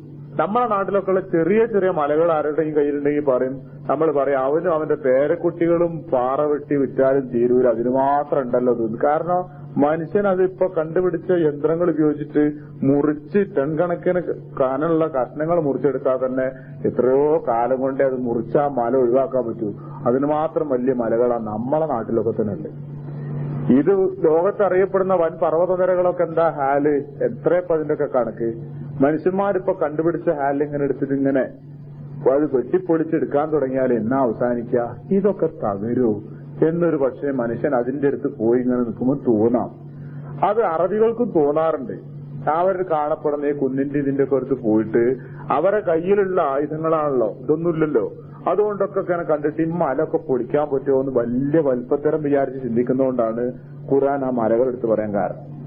ഈ മലകളൊക്കെ അല്ലേ, അത് യഹിന് പോലെ. യഹിന് എന്ന് പറഞ്ഞാൽ രോമാണ്. വളരെ സൂക്ഷ്മമായി പറഞ്ഞ ആട്ടിന്റെ രോമത്തിനാണ് യഹിന് പറയാം. ബാക്കി കാലികൾ രോമത്തിനൊക്കെ പറയും. യഹിൻ രോമം പോലെ. മൻഫൂസ് എന്ന് പറഞ്ഞാൽ കടഞ്ഞെടുത്ത, മൻഫൂസ് കടയപ്പെട്ട, കടഞ്ഞെടുത്ത. നൂലുണ്ടാക്കാൻ വേണ്ടിയിട്ട്, വസ്ത്രം ഉണ്ടാക്കാൻ നൂലുണ്ടാക്കാൻ വേണ്ടിയിട്ട് രോമൊക്കെ പരുത്തി കടയുന്ന മാതിരി കടയാറുണ്ട്. അങ്ങനെ കടയപ്പെട്ട രോമം പോലെ കടഞ്ഞെടുത്ത, അതായത് രോമം നമുക്ക് പരിധി ഉണ്ടാവില്ല. അങ്ങനെ കടഞ്ഞെടുത്ത് പരുത്തി കടഞ്ഞ് നമ്മളെല്ലാരും കണ്ടിട്ടുണ്ടാവുമല്ലോ. കടഞ്ഞ പരുത്തി എന്ന് പറഞ്ഞാൽ വലുപ്പം ഉണ്ടാവും, ഇങ്ങനെ ഒരു സ്ഥലം നടക്കാൻ മാത്രമൊക്കെ ഉണ്ടാവുന്നല്ലാതെ തീരെ വെയിറ്റ് ഇല്ല, ഒന്നുമില്ല, ഇതിന് ഒരു ഭാരമില്ല, വെറുതെ കാറ്റടിച്ചാൽ പറന്നു പോകാനുണ്ട്. അതന്നെ ഹാല് രോമത്തിന്റെ, അതിനേക്കാളും ദുർബല. അപ്പൊ കടഞ്ഞെടുത്ത രോമം പോലെ ഉണ്ടാവും എന്ന് പറഞ്ഞാൽ വെറും ധൂളികളായി പൊടികളാക്കി മാറ്റുന്നൊക്കെ പറഞ്ഞല്ലോ ഖുർആൻ മറ്റിടത്ത് സ്ഥലങ്ങളിൽ. അതുമാതിരി ആയിത്തീരുന്നു. അതിൽ പുതുമല്ല. നമ്മൾ ഈ നിലക്ക് ആ കാര്യം മനസ്സിലാക്കിയാല് കൂട്ടിമുട്ടി തകരുന്ന് പറഞ്ഞാൽ പിന്നൊന്നുമില്ലല്ലോ. ഒരു സെക്കൻഡ് 6 സെക്കൻഡ് ഒരു മിനിറ്റ് ഒക്കെ നീണ്ടു നിൽക്കുന്ന ഭൂമി കുലുക്കങ്ങൾ ലോകത്തിന്റെ പല ഭാഗത്തും ഉണ്ടാവുമ്പോ വളരെ മനുഷ്യന്മാരും കോടിക്കണക്കിന് ഉറുപ്പികയും ചെലവാക്കിണ്ടാക്കിയ വലിയ വലിയ കെട്ടിടങ്ങള് അവസാനം സിമന്റും കല്ലും ഇരുമ്പും എല്ലാം കൂടി കൂടിയിട്ട് അതെല്ലാം കൂടി പൊട്ടിപ്പൊളിഞ്ഞ് കിടക്കുന്നുണ്ട ഒന്നുമില്ല, വളരെ ചെറിയ കഷ്ണങ്ങളായി തീരാം, ഒന്നുമല്ലാതായിട്ട് ഇങ്ങോട്ട് അവസാനിക്കുക ചെയ്യുന്നത്. അത് നമ്മൾ കാണുന്നു, അല്ല നമുക്ക് കാണിച്ചു തരുന്നു. അതൊക്കെ പക്ഷേ ഈ ബിൽഡിംഗ് ഒക്കെ പൊളിക്കണമെങ്കിൽ എത്ര കാലം വേണം എന്ന് മനുഷ്യൻ ചിന്തിക്കുമ്പോ, ഈ നാടെല്ലാം കൂടി തകരാൻ എത്ര കാലം വേണമെന്ന് ആലോചിക്കുമ്പോ, ആദർബൈജാന്റെ ഭാഗത്ത് ഇപ്പൊ ഉണ്ടായ ഭൂമി കുലുക്കം നമുക്ക് ഓർമ്മല്ലേ? കഴിഞ്ഞ 2-3 മാസം 4-5 മാസം മുമ്പല്ലേ ഉണ്ടായത്? എത്രയപ്പോ അവിടൊക്കെ തകർന്നു കൂടിയത്, മനുഷ്യന്മാര് വിട്ടിട്ടുണ്ടാക്കിയത്. അത് പൊടിയായി മാറുകയല്ല ചെയ്തത്, ആകെ പൊടിഞ്ഞു കെടുക്കുക ചെയ്തത്. അപ്പോ ഖുർആൻ പറഞ്ഞ കളവല്ല അങ്ങനെ സംഭവിക്കല്ലേ. പഠിക്കാനുള്ള വാക്കുകൾ അവിടെ യഹ്ന് എന്നുള്ള വാക്ക് രോമം എന്നാണ് അതിന്റെ അർത്ഥം. മൻഫൂസ് എന്ന് പറഞ്ഞാൽ കടയപ്പെട്ടാണ്. അന്ന് ലോകം അവസാനിക്കണ നേരത്ത് പർവ്വതങ്ങളൊക്കെ കടയപ്പെട്ട രോമം പോലെ ആയിത്തീരും. എന്നിട്ട് പിന്നെ ഇനി കുറെ കാര്യങ്ങൾ അവിടെ പറയാനുണ്ട് അല്ലേ? ലോകാവസാന സന്ദർഭത്തിൽ ബാക്കി മനുഷ്യന്മാരുടെ ഹാലെന്താണ്, എന്തൊക്കെ ഉണ്ടാവും, ഇങ്ങനെ ഓരോന്ന് ഖുർആൻ പലപ്പോഴും മടിപ്പിക്കലില്ല. ഓരോ സ്ഥലത്താ ഓരോന്ന് പറയാറ്. ഇവിടെ ഖുർആൻ കൂടുതലൊന്നും പറഞ്ഞില്ല. എന്നിട്ട് നേരെ ഖുർആൻ പോകുന്നു കുഫ അമ്മ എന്നാൽ മൻ ആരുടെയെങ്കിലും സഖുലത്ത് ഭാരമുള്ളതായി തീർന്നാൽ മവാസീനുഹു അവന്റെ തുലാത്തുകൾ ഭാരമുള്ളതായി തീർന്നാൽ ഫഹുവ ഫീ ഈശത്തിൻ റാളിയ അവൻ സംതൃപ്തമായ ജീവിതത്തിലാണ്. വമ്മാമൻ ഖഫത്ത് മവാസീനുഹു ആരുടെയെങ്കിലും തുലാത്തുകൾ കനം കുറഞ്ഞാൽ ഉമ്മുഹു ഹാവിയ അവന്റെ സങ്കേതം കേന്ദ്രം ഹാവിയയാകുന്നു. വമാ അസ്റാക്ക മാഹിയ അതെന്താണെന്ന് മനസ്സിലായോ? നാറുൻ ഹാമിയ അത്യുഷ്ണമുള്ള തീയാവുന്നു, അതികഠിനമായ തീയാവുന്നു. സംസാരം എവിടേക്ക് പോയി? പരലോകത്തെത്തി. പരലോകത്ത് മഹ്ശറയിൽ ആളുകൾ നിന്നിട്ട് അള്ളാഹു വിചാരണ ചെയ്യുന്ന വിചാരണ നാളിനെ പറ്റിയായി സംസാരം. ഖുർആൻ അത് പറയാറ് രണ്ടും തുടരെ നടക്കുന്ന മാതിരിയാണ് പലപ്പോഴും. പക്ഷെ രണ്ടും സംബന്ധിച്ചിടത്തോളം ഖുർആൻ തന്നെ മനസ്സിലാവുന്നത് വളരെ വ്യത്യാസങ്ങളുണ്ട്, സമയദൈർഘ്യം ഉണ്ടെന്നാ. അതായത് ലോകം അവസാനിക്കുന്ന ദിവസവും മനുഷ്യരെല്ലാവരും കൂടി വിചാരണയ്ക്ക് വേണ്ടിയൊരു ദിവസവും ഒന്നല്ല, രണ്ടാണ്. ലോക അവസാനം എന്നുള്ള അർത്ഥത്തിന് യൗമുൽ ആഖിർ എന്നാണ് പറയാ. അവസാന ദിവസം യൗമുൽ ആഖിർ. ഖുർആൻ സൂറത്തുൽ ഫാത്തിഹയിൽ യൗമുദ്ദീൻ എന്ന് പറഞ്ഞിട്ടുണ്ട്, പ്രതിഫലം നൽകപ്പെടുന്ന ദിവസം. യൗമുൽ ഖിയാമത്ത് നിൽക്കുന്ന ദിവസം, വിചാരണയ്ക്ക് വേണ്ടി നിൽക്കുന്ന ദിവസം എന്നൊക്കെ പറയുന്നത് മനുഷ്യരെല്ലാവരും കൂടി പിന്നീട് മഹ്ശറയിൽ ഒരുമിച്ച് കൂട്ടപ്പെടുന്ന ദിവസത്തിനെ പറ്റിയാണ് പറയുന്നത്. ഇത് രണ്ടാണ്. അന്ന് ഞാൻ പറഞ്ഞെന്നെ ഓർമ്മ. ഖിയാമത്ത് പറയുന്നത് നമ്മൾ സാധാരണഗതിയിൽ നാടൻ വർത്താനം. എന്തിന്? ലോകാവസാനിക്കുന്ന ദിവസം എന്നുള്ളതിന്. ഖിയാമത്ത് എന്ന് പറഞ്ഞാൽ ലോകാവസാന ദിവസമല്ല. ഖിയാമത്ത് എന്ന് പറഞ്ഞാൽ നിർത്താണ്. അന്ന് മനുഷ്യന്മാരവിടെ നിൽക്കാനല്ല, ഒക്കെ അങ്ങോട്ട് പോകല. ലോകം അവസാനിക്കാണ്. നിൽക്കല് അവിടെ നിന്നൊക്കെ കഴിഞ്ഞതിന് ശേഷം ഇതിന്റെ കാലാവധി എത്രയാ? ലോകം അവസാനിച്ചിട്ട് പിന്നെ മനുഷ്യന്മാരെ വിചാരണ ചെയ്യാൻ വേണ്ടി ഒരുമിച്ച് കൂടുന്ന ദിവസം അത് അള്ളാഹുവിന് മാത്രമേ അറിയുള്ളൂ. പക്ഷെ അള്ളാഹു മാത്രം ബാക്കിയാവുന്ന ഖുർആൻ പറയുക യബ്ഖ വജ്ഹു റബ്ബിക ദുൽ ജലാലി വൽ ഇക്റാം എന്ന് പറഞ്ഞല്ലോ. നിന്റെ രക്ഷിതാവിന്റെ ഉന്നതനും മാന്യനുമായ മഹാനുമായ നിന്റെ രക്ഷിതാവിന്റെ മുഖം മാത്രം അവശേഷിക്കുന്നു ഖുർആൻ പറഞ്ഞത്. അതായത് അള്ളാഹു മാത്രം വേറൊരു സാധനം പറയാൻ വയ്യാത്തൊരു കാലം മുമ്പ് കഴിഞ്ഞു പോയിട്ടുണ്ട്. അതേതാ നമുക്കറിയില്ല. ഇനി ഒരു കാലം അങ്ങനെ വരാണ്ട് എല്ലാം മലക്കുകളടക്കം ജിന്നുകളടക്കം അള്ളാഹുവിന്റെ സകല സൃഷ്ടികളെയും നശിപ്പിച്ച് ഇല്ലാതെയാക്കുന്നൊരു ചിത്രം നമുക്കത് സങ്കല്പിക്കാൻ കഴിയില്ല. എങ്ങനെ ഒന്നുമില്ല പിന്നെ അവിടെ എന്തുണ്ടാകട്ടെ? ഒന്നുമില്ല എന്നാലും വേണ്ടേ, ഒന്നുമില്ല ഇപ്പൊ അവിടെ എന്നാലും തീരില്ല. അവിടെ മേശ ഉണ്ടായിരുന്നല്ലോ, എന്നിട്ട് അതെന്തായി? അതൊന്നുമില്ലാതായി, എന്നിട്ട് എന്തായി? മണ്ണായി, അല്ലെ എന്തെങ്കിലും ആയി എന്ന് പറയേണ്ടി വരും. ഒന്നും അല്ലാതായെന്ന് പറഞ്ഞൊരു സംഗതി നമുക്ക് മനസ്സിലാക്കാൻ പറ്റുന്നില്ല. നമ്മളെ ഭാവനയെ ഉൾക്കൊള്ളുന്നില്ല. ഈ ഭൂമിയില്ല, നക്ഷത്രമില്ല, ചന്ദ്രനുമില്ല, മൃഗങ്ങളുമില്ല, പിന്നെ മനുഷ്യന്മാരുമില്ല, ജിന്നുമില്ല, മലക്കുമില്ല, ഒന്നുമില്ല, അല്ല മാത്രം. എവിടെ അള്ളാഹുവിടെ നമുക്കറിയില്ല. ആ സമയത്ത് അള്ളാഹു എവിടെ? നമുക്ക് പറയാൻ അള്ളാഹു അവന്റെ സിംഹാസനത്തിൽ എന്ന് ഉത്തരം പറയാനായിട്ടുള്ള ഖുർആൻ പറഞ്ഞ മാതിരി. അപ്പോഴാണെങ്കിൽ അള്ളാഹിനെ പറ്റി എത്രേ പറഞ്ഞോളൂ? അർ-റഹ്മാൻ എന്ന ഉത്തരം തന്നെ. അങ്ങനത്തെ ഒരു ഭാവന നമുക്ക് കാണാം. പക്ഷെ ഖുർആൻ പറയുന്നു അങ്ങനെ ഒരു കാലം വരാണ്ട്. എന്നിട്ട് എപ്പോഴാ അള്ളാഹു ഉദ്ദേശിക്കുന്ന ഒരു സമയത്ത് അള്ളാഹു വീണ്ടും മനുഷ്യരെ എല്ലാ ജീവജാലങ്ങളെയും പിന്നെ പുനരുജ്ജീവിപ്പിക്കാൻ തീരുമാനിക്കുക. അപ്പൊ ഇത് രണ്ടും തമ്മിൽ വ്യത്യാസമുണ്ട്. പക്ഷെ ഖുർആൻ പറയല എങ്ങനെയെന്ന് അറിയോ? ഞാനിത് പറയുന്നത് എന്തിനാ അറിയോ? ഖുർആൻ ഇങ്ങനെ വായിച്ചതിന് മലയാള പരിഭാഷയൊക്കെ ചിലപ്പോൾ ഇങ്ങനെ വായിച്ചു നോക്കുമ്പോൾ തോന്നും, ഓ അത് കഴിഞ്ഞിട്ട് തുടങ്ങിയില്ലേ. കാരണം ഖുർആൻ അങ്ങനെ വായിച്ചു നോക്കും നിങ്ങള്. അന്ന് പിന്നെ മനുഷ്യരെല്ലാം ചിന്നിച്ചെറിയ പാറ്റകളെ പോലെ ഉണ്ടാവും, പർവ്വതങ്ങളൊക്കെ കടഞ്ഞെടുത്ത പരുത്തി പോലെ ഉണ്ടാവും. ആരുടെയെങ്കിലും തുലാസുകൾ കനം തൂങ്ങിയോ അവൻ സംതൃപ്തമായ ജീവിതത്തിലാണ് എന്ന് പറയുമ്പോ, ഓ തുലാസും കാലും ഒക്കെ എത്തില്ലേ എന്ന് ചിന്ത വരും.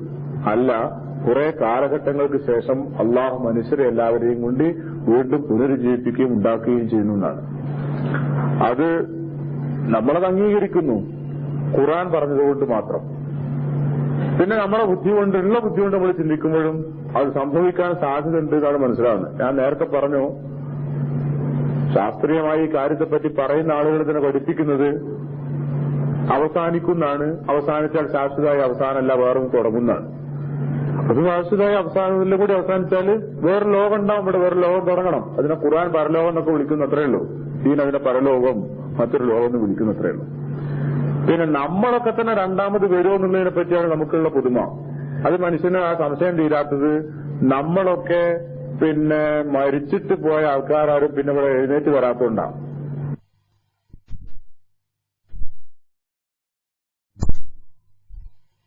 മറ്റൊരു ലോകം എന്ന് വിളിക്കുന്ന അത്രയേ ഉള്ളൂ.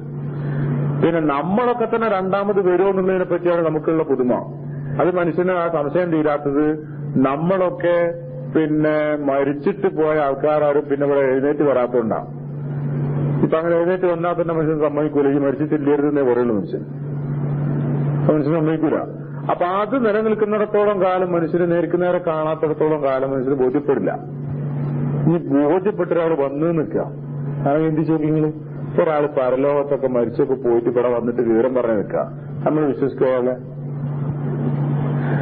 അയാളെ ഭ്രാന്താന്ന് പറയും നമ്മളിത് സാധ്യത ഉണ്ടെന്ന് നോക്കുക. അള്ളാഹു ഇപ്പൊ ചെയ്യൂല, അങ്ങനെ ഇല്ല. പക്ഷെ അങ്ങനെ ഉണ്ടായി നോക്കുക. നമ്മൾ അങ്ങനെ നോക്കുക, എന്താണെന്ന് അള്ളാഹ് കുറച്ച് ആൾക്കാരെ മരിച്ചതിന്റെ ശേഷം പിന്നെ ഇങ്ങോട്ട് പറഞ്ഞിട്ടുണ്ടെന്ന് ചോദിച്ചത്. കുറച്ച് ആൾക്കാർ പരലോകത്തൊക്കെ പോയതിനു ശേഷം ഇപ്പൊ അങ്ങനെ എഴുന്നേറ്റ് വന്ന് നിൽക്കുക. എടാ, ഞാനാണ് എന്റെ മൂന്നാമത്തെ ഉപ്പാപ്പ, ഞാൻ ഇത്ര കാലം മുമ്പ് എടുത്ത് വെച്ച് മരിച്ചതാണ്, നിങ്ങളൊക്കെ ഒന്ന് കാണാന്ന് വിചാരിച്ച് പിന്നെയും വന്നതാണ്. എന്താ ഉപ്പാപ്പ അവിടുത്തെ പേരൊക്കെ എന്ന് ചോദിച്ചപ്പോ അവിടെ നിന്നൊക്കെയാണ് ഹാരി എന്നെല്ലാം കൂടി പറഞ്ഞാൽ ആൾക്കാർ വിശ്വസിക്കുമോ? ഏത് വലിയ വിശ്വാസിയാണെങ്കിലും അയാളെ പിടിച്ചോണ്ട് ചികിത്സിക്കുകയുള്ളൂ. അയാൾ ഇനി വലിയ അമാനുഷികത വല്ലത് കാണിച്ചു നിൽക്കുക എന്നാ നല്ലൊരു കൺകെട്ടുകാരനെ മനുഷ്യൻ പറയുള്ളൂ. ആൾക്കാർ വിശ്വസിക്കാൻ സാധിക്കൂല. ഇനി അയാൾ അവിടുത്തെ കഥകൾ പറഞ്ഞാൽ അത് മനുഷ്യന് ഉൾക്കൊള്ളാൻ പറ്റുമോ? മനുഷ്യന് പറഞ്ഞ് മനസ്സിലാക്കി കൊടുക്കാൻ പറ്റുമോ? ഖബറിലെ ഭയാനകതയെപ്പറ്റി ഖബറിൽ കിടന്ന് അനുഭവിച്ചോമെന്ന് പറഞ്ഞാൽ മനുഷ്യന് ഉൾക്കൊള്ളാൻ പറ്റുമോ? പറ്റില്ല. നമ്മളൊക്കെ ചില സമയത്ത് ഏകാന്തത കൊണ്ടൊക്കെ അനുഭവിക്കുന്ന ചില വിഷമങ്ങളില്ല, മാനസിക വിഷമങ്ങൾ. നിങ്ങളത് മറ്റൊരുത്തരെ പറഞ്ഞൊന്ന് ബോധ്യപ്പെടുത്തൂ. നിങ്ങൾ എത്ര പറഞ്ഞാലും അതിപ്പോ എന്താ, ഞാനും നിന്നില്ലേ കുറെ നേരം അങ്ങനെ ഒറ്റയ്ക്ക് എന്നറിയും. നമ്മൾ എവിടെ ഒരു ഉദാഹരണം പറയാണ്, വല്ലാതെ വിഷമിച്ച് ബുദ്ധിമുട്ടി അങ്ങേയറ്റം പ്രയാസം അങ്ങനെ ജീവിതത്തിൽ അനുഭവിച്ചിട്ടില്ല. അതിന് മാത്രം കഷ്ടപ്പാടുകൾ സ്വയം അനുഭവിച്ചിട്ട് അത് വേറൊരുത്തരുടെ മുന്നിൽ അറിയാവുന്ന ഭാഷയും ആംഗ്യം കൊണ്ട് നമ്മൾ പ്രകടിപ്പിക്കാൻ ശ്രമിച്ചാൽ എത്ര മെനക്കെട്ടാലും കേട്ടിക്കുന്നവൻ സ്വന്തം കൂട്ടുകാരനാണെങ്കിൽ പോലും ഭാര്യയാണെങ്കിൽ പോലും എന്താ പത്രമൊക്കെ പറയാൻ, നിങ്ങളൊരു മുറിയിൽ ലേശനേരം ഒറ്റയ്ക്ക് കെട്ടിന്നില്ല, എന്താ അത്രേ ഉള്ളൂ. നമ്മൾ അനുഭവിച്ച അനുഭവം അങ്ങോട്ട് പ്രകടിപ്പിച്ചു കൊടുക്കാൻ സാധിക്കുന്നില്ല. പിന്നെ അവസാനം പറയുന്ന ഇജിന്റെ കൂടെ ഒന്ന് ഞാനൊക്കെ മനസ്സിലാവുള്ളൂ. പല കാര്യത്തിൽ നമ്മൾ അങ്ങനല്ലേ. കാരണം എന്തിനു പറഞ്ഞാലോ ഈ ഫിലീസ് ഇങ്ങനപ്പോഴൊക്കെ ഉണ്ടാവുള്ളൂ. അപ്പൊ നമ്മളെ ചിന്തകൾക്ക് അങ്ങനൊക്കെ എന്താ ഇപ്പൊ രണ്ടാളവിടെ പോയിട്ട് ഇങ്ങോട്ട് പറഞ്ഞാല് അള്ളാഹു പിന്നെ അങ്ങനെ ചില പണി ചെയ്തില്ല. ഗുഹാവാസികളെ കഥ പറഞ്ഞു ഖുർആൻ. 100-300 ജില്ലാനും കൊല്ലം 300ഓളം കൊല്ലം ഇങ്ങനെ ഉറങ്ങിക്കിടന്നിട്ട് കുറെ ആളുകൾ എഴുന്നേറ്റ് വന്ന സംഭവം പറഞ്ഞു. അത് ഖുർആൻ ഉണവർന്നതല്ല. എന്തുകൊണ്ടെന്നറിയോ? ഖുർആൻ അങ്ങനെ കുറെ കഥ പറഞ്ഞ് ആൾക്കാർക്ക് കേട്ടിരുന്നതല്ല. ഖുർആന്റെ വക്കൽ എന്തെങ്കിലും ആ ജാതി ഒരു വീഴ്ച കിട്ടിയാൽ അത് പൊക്കിപ്പിടിച്ച് ഖുർആനെ വിമർശിക്കാൻ വേണ്ടി ആൾക്കാർ കാത്തിരുന്നൊരു സന്ദർഭത്തിൽ അവർ വന്ന് ചോദിച്ച സന്ദർഭത്തിലാണ് അതാ ആ കഥ ഇതാ ഞാൻ പറഞ്ഞുതരാറിട്ട് പറഞ്ഞു കൊടുക്കണേ. ജൂതന്മാര് എടുത്തു പോയിട്ട് മക്കാ മുശ്രിക്കുകൾ ചോദിച്ചല്ലോ, ഉള്ള കിതാബ് ഈ വഹി അറിയുന്ന ആൾക്കാരുള്ള നിങ്ങൾ ഞങ്ങൾക്ക് ചില സംശയം ചോദിക്കാണ്. ആ നേരം അവർക്ക് പറഞ്ഞു കൊടുത്ത ചോദ്യങ്ങളാ. നിങ്ങൾ ഗുഹാവാസികളെ പറ്റി ചോദിക്കുകയും നിശ്ചയമായിട്ടാണ് പറഞ്ഞു കൊടുത്ത് ഖുർആൻ. ആ ആൾക്കാരെ അംഗീകരിച്ചു. അതുകൊണ്ടാണ് നമ്മൾ പറയുന്നത് അങ്ങനെ ഉണ്ടായിട്ടുണ്ട്. ഖുർആൻ ഗുഹാവാസികൾ അസ്ഹാബുൽ കഹ്ഫിന്റെ സൂറത്തുൽ കഹ്ഫിൽ ഒരു ഗുഹാവാസികളെ കഥ പറയുന്നുണ്ട്. 100-300 കൊല്ലക്കാലം കിടന്നിറങ്ങിയ എന്നിട്ട് രണ്ടാമത് അള്ളാഹു വരെ ഉണർത്തില്ലെന്ന് ഉണർത്തിയ ഒരു സംഭവം പറഞ്ഞത്. അതൊരു കഥയല്ല. കാരണം എന്തുകൊണ്ട് അറിയോ? അത് പറയപ്പെട്ട നാട്ടിൽ ആ കാലത്തുള്ള ആൾക്കാർ അത് എതിർക്കാൻ ഏറ്റവും കടപ്പെട്ടവര്. പക്ഷെ ആൾക്കാർ അവരെ എതിർത്തില്ല, അത് അംഗീകരിക്കുകയും ചെയ്തത്. കാരണം ആ കഥയെ പറ്റി അവർക്കറിയാമായിരുന്നു, അവർക്കത് പറ്റി വിവരമുണ്ട് ആ സംഭവത്തിനെ പറ്റി. അപ്പൊ നമുക്കത് നിശ്ചയിക്കേണ്ട കാര്യം ഉണ്ടായിരുന്നു. അങ്ങനെ ചില സംഭവങ്ങൾ കുറെ കാലം ഉറങ്ങിക്കിടന്നിട്ട് ആളുകളിൽ നിന്ന് എഴുന്നേറ്റ് വരിക. അപ്പൊ കുറെ കാലം ഇവിടെ ഉറങ്ങിക്കിടന്ന് 300 കൊല്ലമൊക്കെ, സാധാരണ 100 കൊല്ലമോ 150 കൊല്ലമോ ജീവിക്കുന്ന ആളുകൾ 300 കൊല്ലം കാലം വരെ ഇങ്ങനെ ഉറങ്ങിക്കിടന്നതിന് ശേഷം എഴുന്നേറ്റ് വന്ന് സംസാരിച്ചു എന്ന് പറഞ്ഞാൽ വിശ്വസിക്കാൻ നിങ്ങൾക്ക് ഇറങ്ങാറില്ല അല്ലേ? എന്നാൽ ആ ഉറങ്ങുന്ന ഉറക്കം മണ്ണിന്റെ അടിയിൽ കിടന്നുറങ്ങിയിട്ട് എഴുന്നേറ്റ് വന്നെന്ന് പറഞ്ഞാലോ അത് മാത്രം വിശ്വസിക്കാൻ നിങ്ങൾക്ക് ഇത്ര പ്രയാസമോ? അതാ ഖുർആന്റെ ചോദ്യം. ഇവിടെ സംഭവിക്കാറില്ലേ? ഉണ്ട്. നമ്മളൊക്കെ ഇന്ത്യക്കാരിലെ ചില ആളുകള് ബോധക്ഷയമായിട്ടൊക്കെ 10-20 വർഷം 10-12 ഒക്കെ വർഷം കിടന്ന സംഭവങ്ങൾ ആ വാർത്ത വായിക്കുമ്പോൾ നമ്മളൊക്കെ വിചാരിക്കും, എന്തിനാ പഠിച്ചത് ഈ ആളുകൾ ഇങ്ങനെയിട്ട് കഷ്ടപ്പെടുത്തുന്നത്, ഇവരാണ് മരിപ്പിച്ചൂടെ? ആ മെഡിക്കൽ കോളേജിലൊക്കെ ഉണ്ടല്ലോ അങ്ങനത്തെ കുറെ രോഗികൾ. ഇപ്പോഴും കോഴിക്കോട് മെഡിക്കൽ കോളേജിൽ അങ്ങനത്തെ കുറച്ച് രോഗികളുണ്ടെന്നാണ് അറിവ്. കുറെ ആളുകൾ എന്തോ ഈ ആക്സിഡന്റുകളിലൊക്കെ തലക്കൊക്കെ തകരാറ് പറ്റിയിട്ട് അങ്ങനെ കിടക്കുന്ന ആളുകൾ. അവര് മരിച്ചോ? മരിച്ചിട്ടില്ല. ജീവനുണ്ടോ? ജീവനുണ്ട്. എന്നാ ജീവിച്ചിരിക്കുന്ന വല്ല സംഗതി പോലത്തുണ്ടോ? ഒന്നുമില്ല. നുള്ളിയ വേദന ഉണ്ടോ? ഒന്നുമില്ല. ഒന്നും അടയാളപ്പെടുത്തുന്നില്ല. ഹൃദയം മിടിക്കുന്നുണ്ടോ? മിടിക്കുന്നുണ്ട്. അവർ വല്ലതും അറിയുന്നുണ്ടോ? ഈ ലോകത്തെ വിവരങ്ങൾ ഒന്നും അറിയുന്നില്ല. ഭക്ഷണം കഴിക്കുന്നുണ്ടോ? ഇല്ല. അവർക്ക് ഗ്ലൂക്കോസ് കൊടുത്തുകൊണ്ടിരിക്കുക. എന്നാൽ മലമൂത്ര വിസർജനം നടക്കുന്നുണ്ടോ? അത് അങ്ങനെ ക്രമമായ ഒരു സംവിധാനമില്ല. അത് ട്യൂബുകളിലൂടെ ചിലപ്പോൾ അത് അങ്ങനെ നടന്നുകൊണ്ടിരിക്കുന്നു. മരിച്ചോ? അവര് മരിച്ചിട്ടില്ല. ജീവിച്ചിണോ? ഇതിന് ജീവിതം എന്നാ പറയാ. ഇങ്ങനെ കുറെ ആൾക്കാർ ഒരു ദിവസം 40, 50, 20 വരെ ഉണ്ട് തന്റെ ഓർമ്മ. 40, 20 വരെ വർഷങ്ങൾ അങ്ങനെ കിടന്നവരുണ്ട്. അത് ഓർമ്മയിലുണ്ട്. 10, 20 വർഷം അങ്ങനെ കിടക്കുക. എന്നിട്ട് രോഗികൾ അയാൾ നിത്യം പരിശോധിക്കുന്നു, നോക്കുന്നു. എടുത്ത് കുഴിച്ചിടാൻ പറ്റില്ലല്ലോ, ജീവൻ പോയില്ല. ചുരുക്കം ചിലരെ സംബന്ധിച്ചിടത്തോളം അവർക്ക് പിന്നീട് ബോധം തിരിച്ചു കിട്ടിയതായി പറയുന്നു.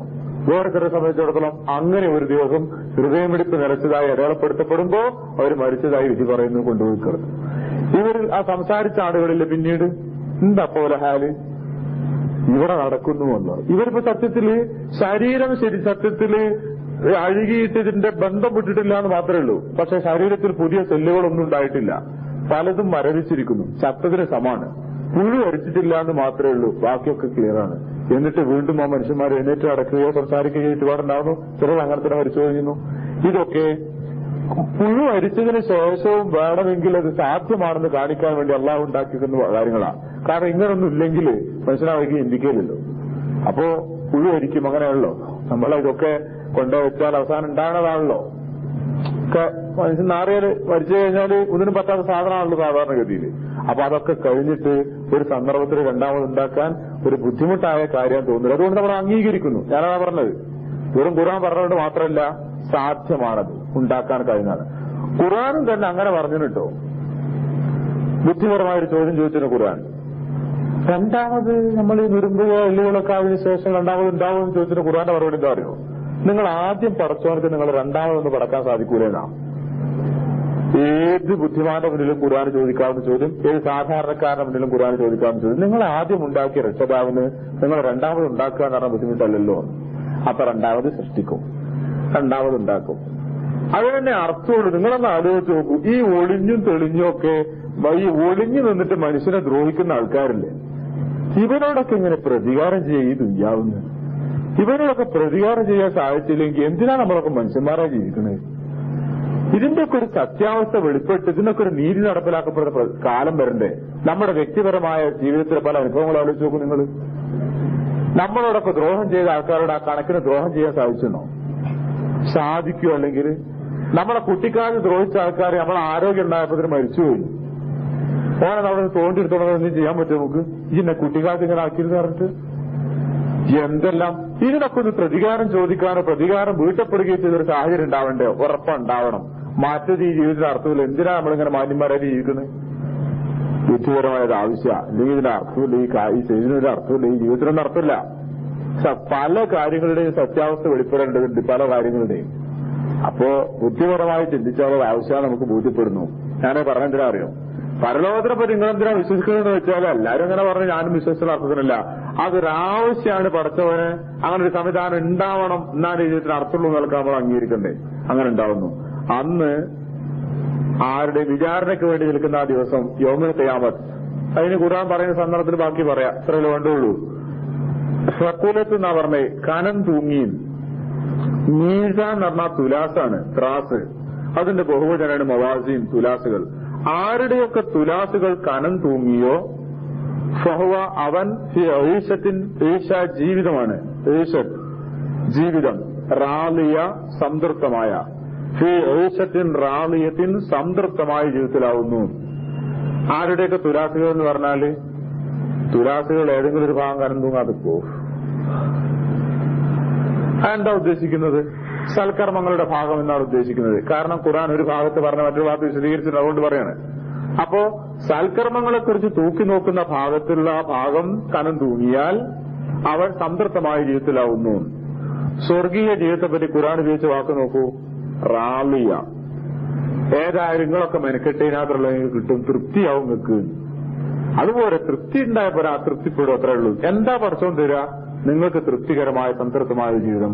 അത് ഇവിടെ കിട്ടിയില്ലേ, അത് അവനെ ആലോചിച്ചാൽ മതി കിട്ടിയണോ ഇല്ലേ, അത് അവനെ ആലോചിച്ചാൽ മതി കിട്ടിയണോ ഇല്ലേ എന്നുള്ളത്. മോഹിച്ചത് എന്താണ്, ജീവിച്ചത് എന്താണ്, ഇനി മോഹങ്ങൾ എന്താണ്, എത്രത്തോളം കിട്ടുന്നുള്ള പ്രതീക്ഷ ഉണ്ടെന്ന് അവനാ കണക്കൂട്ടിയാൽ മതി. അപ്പൊ തൃപ്തികരമായൊരു ജീവിതം അത് നൽകാം. ആർക്ക്? തുലാസുകൾ കനം തൂങ്ങിയാൽ, സൽക്കർമ്മങ്ങൾ കൊണ്ട് കനം തൂങ്ങിയാൽ. എന്താണ് ഇനിയിപ്പോ ആ തുലാസ് എന്ന് നമുക്കറിയണ്ട്. കിതാബില് ചുവന്ന ഭാഷയിലൊക്കെ ചിത്രം വരച്ച കിതാബുകളൊക്കെ ഉണ്ട്, അറബി കിതാബുകളിൽ. പണ്ട് കാലത്തുള്ള ആൾക്കാർ തീനോണ്ട് കളിച്ച കൂട്ടത്തിൽ പെട്ടാണോ ഒക്കെ. അല്ല, വലിയ കിതാബിന്റെ ഉള്ളിലൊക്കെ ഇങ്ങനെ ചിത്രം വരച്ചിട്ട് പിന്നെ ഈ സൽക്കർമ്മങ്ങളും ദുഷ്കർമ്മങ്ങളും ഒക്കെ തൂക്കണ വലിയ തുലാസൊക്കെ ഉണ്ടാക്കി വരച്ചിട്ട് ഇന്നത്തെ വീട്ടിൽ ആലോചിച്ച് നോക്കും നിങ്ങള്. മനുഷ്യന്മാർക്ക് തൂക്കം ഈ തുലാസ് വേണമെന്ന്, ഈ 3 ചങ്ങലയൊക്കെ ഇട്ടുങ്ങളല്ലോ. പക്ഷെ അന്ധകാലത്ത് അവര് ആൾക്കാരെ പഠിപ്പിക്കാൻ വേണ്ടി ചെയ്തതാ. ഈ തുലാസൊക്കെ ചിത്രം വരച്ചിട്ട് ഇതാണ് വലിയ തുലാസ് വരച്ചിട്ട് കടലാസില് കിതാബുള്ളതൊക്കെ കാണാം. ഇങ്ങനെ ആരെ പറഞ്ഞെന്തിനാറിയോ? അന്നുള്ളവരെ കുറ്റപ്പെടുത്തല്ല പൂർവികന്മാരെ, അവരത് മനസ്സിലാക്കിയത് ആ അർത്ഥത്തിലൊക്കെ ആയിരുന്നു സൂചിപ്പിക്കാനാ. കാര്യങ്ങൾ അളക്കാൻ തുലാസാപ്പെന്ന് ഉപയോഗിക്കുന്നത്. തുലാസ് എന്ന് പറഞ്ഞാൽ ഉദ്ദേശിക്കുന്നത് എന്തേ ഉള്ളൂ? അളക്കാൻ ഉപയോഗിക്കുന്ന ഉപകരണത്തിന് അർത്ഥമുള്ളൂ. അതെന്ത് തുലാസാണ്, ഏത് കമ്പനിന്റെ കാര്യം, എന്താണ് ഇതിന്റെ വലുപ്പം, എന്താണ്, ഇനി പറയും ചിന്തിക്കേണ്ട കാര്യമില്ല. ഇതൊക്കെ ഉണ്ടാക്കിയ പഠിച്ചവനക്ക് തൂക്കാനൊരു വയ്യുണ്ടാവുമെന്ന് മനസ്സിലാക്കിയാൽ തന്നെ ഏറാണല്ലോ. അതൊക്കെ മതിയല്ലോ. ഈ കോലത്തിന് മനുഷ്യൻ ഉണ്ടാക്കാൻ സാധിച്ച അല്ലാഹ്ക്ക്, ഇനി രണ്ടാമതൊന്നായി ജീവിപ്പിക്കുന്ന സാധിക്കുന്ന അല്ലാഹ്ക്ക് കർമ്മങ്ങൾ തൂക്കാൻ ഒരു തുലാസ് ഉണ്ടാക്കാനാ ബുദ്ധിമുട്ട്. നമ്മളെന്തിനാ വെറുതെ ഇടങ്ങാറാണ്? വെറുതെ കാണാൻ നമ്മളൊക്കെ ചിലപ്പോ എങ്ങനെ ഇപ്പൊ തുലാസ് ആവുമായിരിക്കും, വെറുതെയെങ്കിലും ഇങ്ങനെ എന്തായിരിക്കും എന്നിങ്ങനെ ചിന്തിക്കുന്നത്. അതിന്റെ ആവശ്യമില്ലല്ലോ, അള്ളാഹുവിനെ സാധിക്കും അത്. പിന്നെ മനുഷ്യന്മാർക്ക് മുമ്പിട്ടായിരുന്ന സംശയം എന്താ അറിയോ? കർമ്മങ്ങൾ എങ്ങനെ തൂക്കുക. എന്നെ ഞങ്ങൾ രണ്ടാളും കൂടി രാവിലെ ഒരു പണിക്കേൽപ്പിച്ചൊരു സ്ഥലത്ത് നിൽക്കുക. എന്നിട്ട് ഈ സ്ഥലം വന്നിങ്ങനെ നോക്കിയാൽ കാണുന്ന വല്ല പണിയൊക്കെയാണ് തിരക്കിടില്ല. ചിലപ്പോ ചില പണിയുണ്ട്, അധ്വാനിച്ചിട്ടുണ്ടാവും, കാണാനുണ്ടാവില്ല. കൂനലുണ്ടാവില്ല. പറഞ്ഞ നാടൻ ഭാഷയിൽ കാണാൻ മാത്രം ഉണ്ടാവില്ല. കൂടുതൽ ചെയ്തു വിവരാവും. ഇതെങ്ങനെ നടന്നു നോക്കിയിട്ട് കൂടുതൽ ചെയ്ത് എങ്ങനെ കാണുക? നമുക്ക് സംവിധാനമല്ല സാധാരണ ഗതിയിൽ. അപ്പൊ നമ്മൾ അങ്ങനെയൊക്കെ തൂക്കിയൊക്കെ കർമ്മം തൂക്കേ, പ്രവർത്തനങ്ങൾ തൂക്കി, അതെങ്ങനെ? എന്നാ നമുക്കറിയാം പലതും തൂക്കാനും അളക്കാനും സാധിക്കും ഇവിടെ. പിന്നെ മർദ്ദം, പ്രഷർ, ഒരു കാര്യത്തിന്റെ ഒരു സംഗതിയുടെ പ്രഷർ എത്രയാണ്, അത് തൂക്കാലോ. സാധാരണ തൂക്കി പറയാൻ ഇത്രയാണ് ഇതിന് അവർ ഉൾക്കൊള്ളുന്ന പ്രഷർ ഇത്രയാണ് എന്ന് പറയാൻ പറ്റും. അതുപോലെ തന്നെ ഈ റെസിസ്റ്റൻസ്, ഈ പ്രതിരോധ ശക്തി, അതിന്റെ ഒരു ഇഷ്ടിക ഉണ്ടാക്കിയിട്ട് സിമന്റും മണ്ണും കൂടി കൂട്ടിയിട്ട് അതെത്രത്തോളം പ്രതിരോധിക്കാൻ ഈ ശക്തി കാണല്ല. ഈ ഭാരം താങ്ങാൻ പറ്റുന്നതാണ് ഇത് നോക്കാൻ സംവിധാനങ്ങളുണ്ടല്ലോ. അത് തൂക്കി നോക്കിയിട്ടാണ് സാധാരണ ഇത്ര വേഷ പ്രകാരം കണക്ക് കൂട്ടിയാൽ മതി, ഇന്ന ബിൽഡിങ്ങുകൾക്ക് ഇത്രയൊക്കെ കണക്ക് പറഞ്ഞാൽ എങ്ങനെ. മുമ്പ് ഇപ്പൊ മനുഷ്യരോട് പറഞ്ഞാൽ മനസ്സിലാവില്ല. പക്ഷെ നമ്മൾ ജീവിക്കുന്ന കാലത്ത് ഒരൊറ്റ കേട്ടാ പറയാം അത് ഇത്ര ശക്തിയിലാണ്, ഇത്ര ഇതിലുണ്ട്, ഇത്ര ഡെസിബിലുള്ള ശബ്ദം എന്ന് പറയാൻ പറ്റും, ശബ്ദത്തിന് കണക്ക് പറയാൻ പറ്റും. അപ്പൊ മുമ്പ് തൂക്കാൻ പറ്റാത്ത പലരും മനുഷ്യൻ തൂക്കി കണ്ടുപിടിച്ചിന്. മനുഷ്യനെ സാധിക്കുന്നുണ്ടെങ്കിൽ മനുഷ്യന്മാരെ പടച്ചവനക്ക് പ്രവർത്തനം തൂക്കാനാ ബുദ്ധിമുട്ട്. അപ്പൊ തൂക്കും, കാരണം തൂങ്ങും വേണതാണ് ആവശ്യം. മവാസീനും ജീവിതത്തിന് റാദിയ. ഇനി വമ്മാമൻ ഹഫത്ത് മവാസീനു, അവിടൊക്കെ ആ തൂക്കലിലൊക്കെ നമ്മൾ ചിന്തിക്കേണ്ട എന്താ അറിയോ? ആ തൂക്കണവർക്ക് എന്തെങ്കിലും കൊടുക്കാം, അല്ലെങ്കിൽ ആ തൂക്കത്തിൽ എന്തെങ്കിലുമൊക്കെ ഉണ്ടാവും എന്നാ പിന്നെ നമ്മൾ ചിന്തിക്കാം. മനുഷ്യന്മാരാണല്ലോ, അങ്ങനത്താ ചിന്തിക്കാം. ആ തൂക്കൊക്കെ അള്ളാന്റെ ഇതിൽ തന്നെ തൂക്കണത്. അത് തൂക്കി അള്ള അങ്ങനെയൊക്കെ തൂക്കി ലെവലാക്കും, കിതാബ് ഉണ്ടാക്കും എന്നൊക്കെ അള്ള പറയാം. നമ്മൾ പറയുന്നാലും പഠിത്തവൻ എന്തെങ്കിലുമൊക്കെ വഴി ഞങ്ങൾ കണ്ടെത്തുന്നു നമ്മൾ വിചാരിക്കും ചെയ്യാം. എവിടെ നിർത്തണമെന്ന് ആലോചിച്ച് നോക്കും. അള്ള അങ്ങനെ കടിച്ചായിട്ട് പറഞ്ഞ് പേടിപ്പിക്കാൻ മനുഷ്യന്മാരെ. നമുക്ക് തുലാസം കിട്ടോ തൂക്കും ഒറ്റക്കാണ് വിചാരണ, ഞാനാണ് വിചാരണ ചെയ്യാ, ഒന്നും നടക്കൂലെന്നെല്ലാം കൂടി അള്ള ഇങ്ങനെ അടിക്കടിക്ക് പറയാം. ഈ ആൾക്കാരെല്ലാരും കൂടി ഇങ്ങനെ ഒരുമിച്ച് കൂട്ടിയതിന്റെ ആവശ്യം സൗകര്യമുള്ളവനെല്ലാം കൂടി അങ്ങോട്ടും ഇങ്ങോട്ടും ഒത്താക്കലെല്ലാം കൂടി സ്വർഗത്തേക്ക് ആക്കാന്നുണ്ടെങ്കിൽ ഈ ഏർപ്പാട് നിൽക്കണമല്ല. മനുഷ്യന്മാരും പറയില്ല, തൊള്ളുള്ളവനൊക്കെ പറയില്ല, അവിടുന്ന് വർഷം എനിക്ക് ആ തുലാസൊക്കെ കണ്ടിരിച്ചാൽ എനിക്ക് ചോദിച്ചവരൊക്കെ സ്വർഗത്തിലായിക്കോ നരകത്തിലായിക്കോ ഞങ്ങളാരും ചോദിക്കണില്ല. കഴിഞ്ഞല്ലോ. കാരണം ആർക്കും ഒരു നിവൃത്തിയില്ല പഠിച്ചാണ്. ഈ ഇങ്ങനെ കണ്ടവനൊക്കെ സ്വർഗത്തേക്ക് വിടുകയാണ്, നരകത്തിലേക്ക് നരകത്തേക്ക് വിടുന്നുണ്ട്. ഇതിന് യാതൊരു ലെവലും ഇല്ല. ഇവിടെ വന്ന് നോക്കുമ്പോ ഈ പറഞ്ഞ ഇങ്ങനൊന്നുമില്ലായിരുന്നു. ഈ ആ തുലാസം പഠിച്ചാളെ, കിതാബും പഠിച്ചാളെ, എനിക്ക് എനിക്ക് ഞങ്ങളൊന്നും നിവൃത്തിയില്ലല്ലോ എന്ന് പറയില്ല മനുഷ്യൻ. നിങ്ങൾ ആലോചിച്ച് നോക്കും. കുറെ ആൾക്കാരെങ്ങനെ അള്ള അങ്ങോട്ട് സ്വർഗത്തും ഇങ്ങോട്ട് നരകത്ത് വെക്കാനെന്ന് അള്ള പറഞ്ഞ് തുലാസുണ്ട്, തൂക്കും, കാരണം തൂങ്ങണം എന്നൊക്കെ അള്ള പറഞ്ഞു. നമ്മൾ ആ തുലാസും പൊളിച്ച് അതിന്റെ കണക്കും പൊളിച്ച ആയത്തും പൊളിച്ചിട്ടാ നമ്മളെ നിർത്തം. കാരണം പറഞ്ഞെന്തിനാ അറിയോ? ആ ധാരണ തെറ്റാന്ന് കാണിക്കാനാ. ഏത് എന്തെങ്കിലും നിരക്കുള്ള ഒരു പഴുത് അവരുടെ ഖുർആൻ പറയേണ്ട അങ്ങനെയാണ്. ആ പഴുതുണ്ടാവും, ആ പഴുതുണ്ടാവുന്ന ജൂതന്മാരും ക്രിസ്ത്യാനികളും പറഞ്ഞിരുന്നത് ആ പഴുതുണ്ടാവില്ല എന്ന് ആ ഖുർആന് പറയാനുള്ള കാര്യമായ പണി. ഇത് അവസാനം നമ്മൾ എത്തി നിൽക്കുന്ന ആ പഴുതുള്ളെടുത്താന്ന് പറഞ്ഞാലോ ഒരു പഴുതുമില്ല. പക്ഷെ അതൊരു കാര്യം ചെയ്യും, അങ്ങേയറ്റത്തെ നീതി അല്ല കാണിക്കും. ഒരു പുണ്യകർമ്മം ചെയ്യാൻ വിചാരിച്ചാൽ ചെയ്തില്ലെങ്കിലും ഒരു പുണ്യകർമ്മം ചെയ്തതായി കണക്കാക്കും. ഒരു നല്ല കാര്യം ചെയ്യാൻ വിചാരിച്ചാല് ചെയ്തിട്ടില്ലെങ്കിലും ഒരു നല്ല കർമ്മം ചെയ്തതായിട്ട് ആളത് എഴുതാം, കിതാബിൽ എഴുതാം. ഒരു പുണ്യകർമ്മം ചെയ്താലോ ഒന്നെഴുതി ചെയ്തു എന്നല്ല എഴുതുക, മിനിമം 10 ചെയ്തുവെന്നോ അല്ലെങ്കിൽ 700 വരെ ചെയ്തു എന്നാ കണക്കെഴുതാം. അള്ള കണക്കെഴുതുന്ന കോലാണ് പറഞ്ഞ മലക്കളോട് നിർദ്ദേശിച്ച കോലം. ഒരു അൽഹംദുലില്ലാ പറഞ്ഞാൽ ഒരിക്കൽ പറഞ്ഞോന്നല്ല, 10 അൽഹംദുലില്ലാ പറഞ്ഞാൽ മിനിമം എഴുതുക. ചുരുക്കം 700 വരെ പറഞ്ഞ കോലും പറഞ്ഞ വികാരം സാഹചര്യം അനുസരിച്ച് 700 വരെ എഴുതും. ഒരു തെറ്റ് ചെയ്യാൻ വിചാരിച്ചിട്ട് ഒഴിവാക്കിയാൽ ചെയ്യണ്ടെന്ന് വിചാരിച്ചാൽ ഒരു പുണ്യകർമ്മം ചെയ്തതായിട്ട് അള്ള രേഖപ്പെടുത്തുക. ഒരു തെറ്റെങ്ങാനും ചെയ്തു പോയാലോ ഒരു തെറ്റ് ചെയ്തെന്ന എഴുതാ, 700 തെറ്റ് ചെയ്തെന്നല്ല ഒരു തെറ്റ് ചെയ്തെന്ന എഴുതാ. നബി സല്ലല്ലാഹു അലൈഹി വസല്ലം വിശദീകരിച്ചാൽ നമുക്ക് ഈ വിവരമില്ലായിരുന്നു. നബി പറഞ്ഞെന്നാ എന്തിനാ അത് പറഞ്ഞതെന്നറിയോ?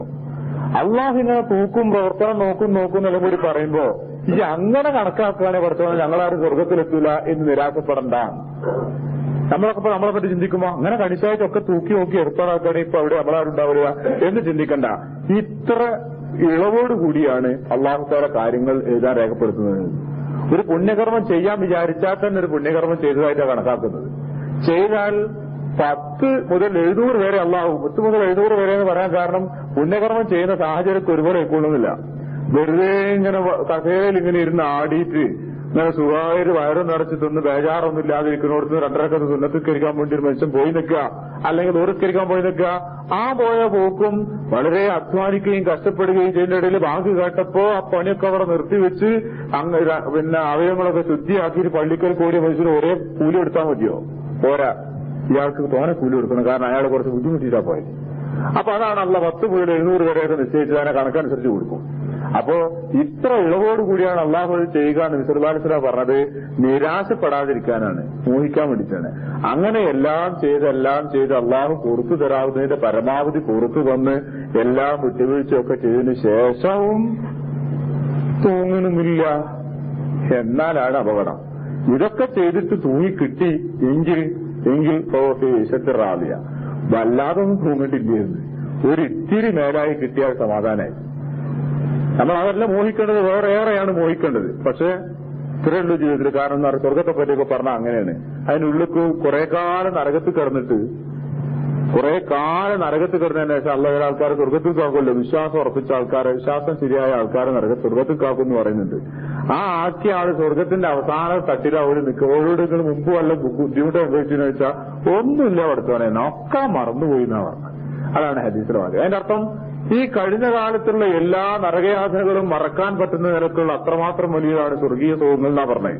അത് സ്വർഗത്തിന്റെ ഫിർദൗസ് മേലെ തട്ടുമല്ല, താഴെ അതിന്റെ ഉള്ളിലേക്ക് അതിന്റെ പരിധിനുള്ളിൽ കടന്നു കിട്ടിയവന്റെ ആരാണ് ഇപ്പോ ഇതാ പറഞ്ഞത്. എങ്കിൽ പിന്നെ അതിന്റെ ഒരു ചെറിയ പരിധിക്ക് അങ്ങോട്ട് കിട്ടിയാൽ മതി, അത്ര പറഞ്ഞത്. അതില് പറയാനുള്ള കാര്യങ്ങൾ അപ്പൊ നമുക്ക് ഇനി ചിന്തിക്കാനുള്ള എന്താ അറിയാം, നമുക്ക് അവിടെ എത്തണം എന്നുണ്ടെങ്കിൽ ചെയ്യേണ്ട, നമ്മളെല്ലാരും കൂടി ചെയ്യേണ്ട പണികൾ, പിന്നെ സ്ഥിരമായി നിൽക്കുന്ന ചില പുണ്യകർമ്മങ്ങളുണ്ടല്ലോ, ഇങ്ങനെ നിരന്തരമായി കിട്ടിക്കൊണ്ടിരിക്കുന്ന ചില പുണ്യകർമ്മങ്ങൾ. ആ കാര്യങ്ങളിലൊക്കെ കാര്യവശതി പൊതുവായ കാര്യങ്ങൾക്കുള്ള ദാനകർമ്മങ്ങൾ ചെയ്യുക. അതുപോലെ തന്നെ അറിവുകൾ പരസ്പരം കൈമാറുക. എന്തറിവുകളാവട്ടെ, നല്ല കാര്യങ്ങൾ പരസ്പരം കൈമാറിക്കൊണ്ടിരിക്കുക.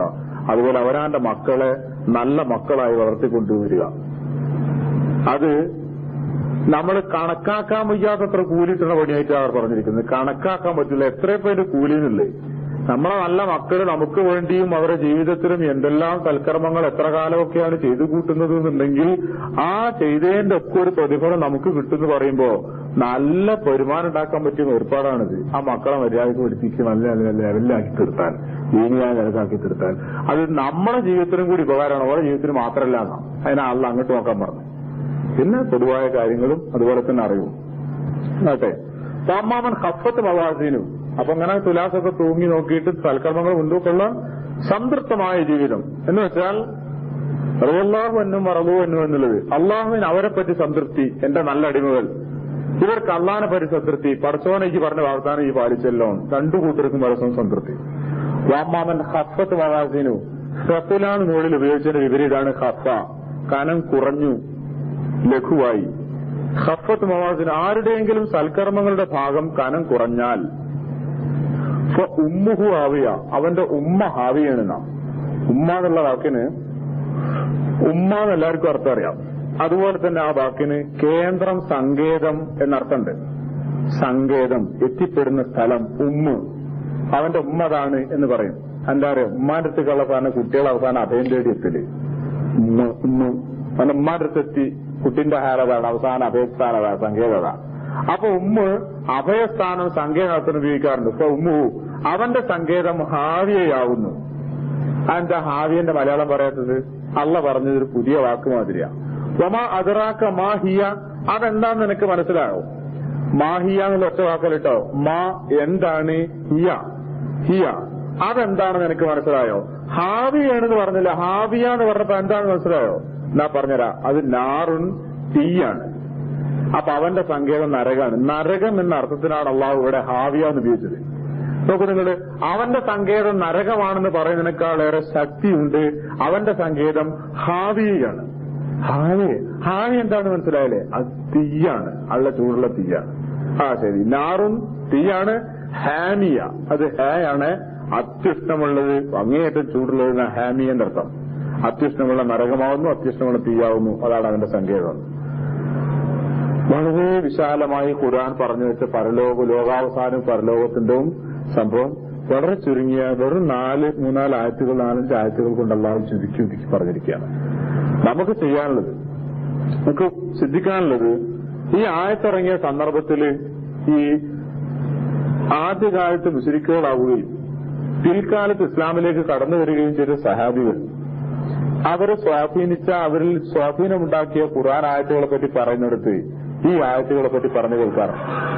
ഈ വചനങ്ങളില്ല, അൽ ഖാരിയ മൽ ഖാരിയ വമാ അദ്റാക മൽ ഖാരിയ യൗമ നാസു കൽ ഫറാസിൽ മബ്സൂസ് വതകൂനുൽ ജിബാലു കൽ ലിഹനിൽ മംബൂസ് എന്നിങ്ങനെ പറയുമ്പോഴേക്ക് തന്നെ ഒരു മനുഷ്യന്റെ മനസ്സിലാകെ മാറ്റങ്ങൾ, ചിന്ത ഉണ്ടാവും. എന്നിട്ടാ പിന്നെ ഫഅമ്മാമൻ സഖലത് മവാസീനുഹു ഫഹുവ യശ്കുർ റാദിയ വമൻ ഹുവ ഖഫത് മവാസീനുഹു ഫഉമ്മുഹു ഹാവിയ വമാ അദ്റാക മാ ഹിയ നാറുൻ ഹാമിയ.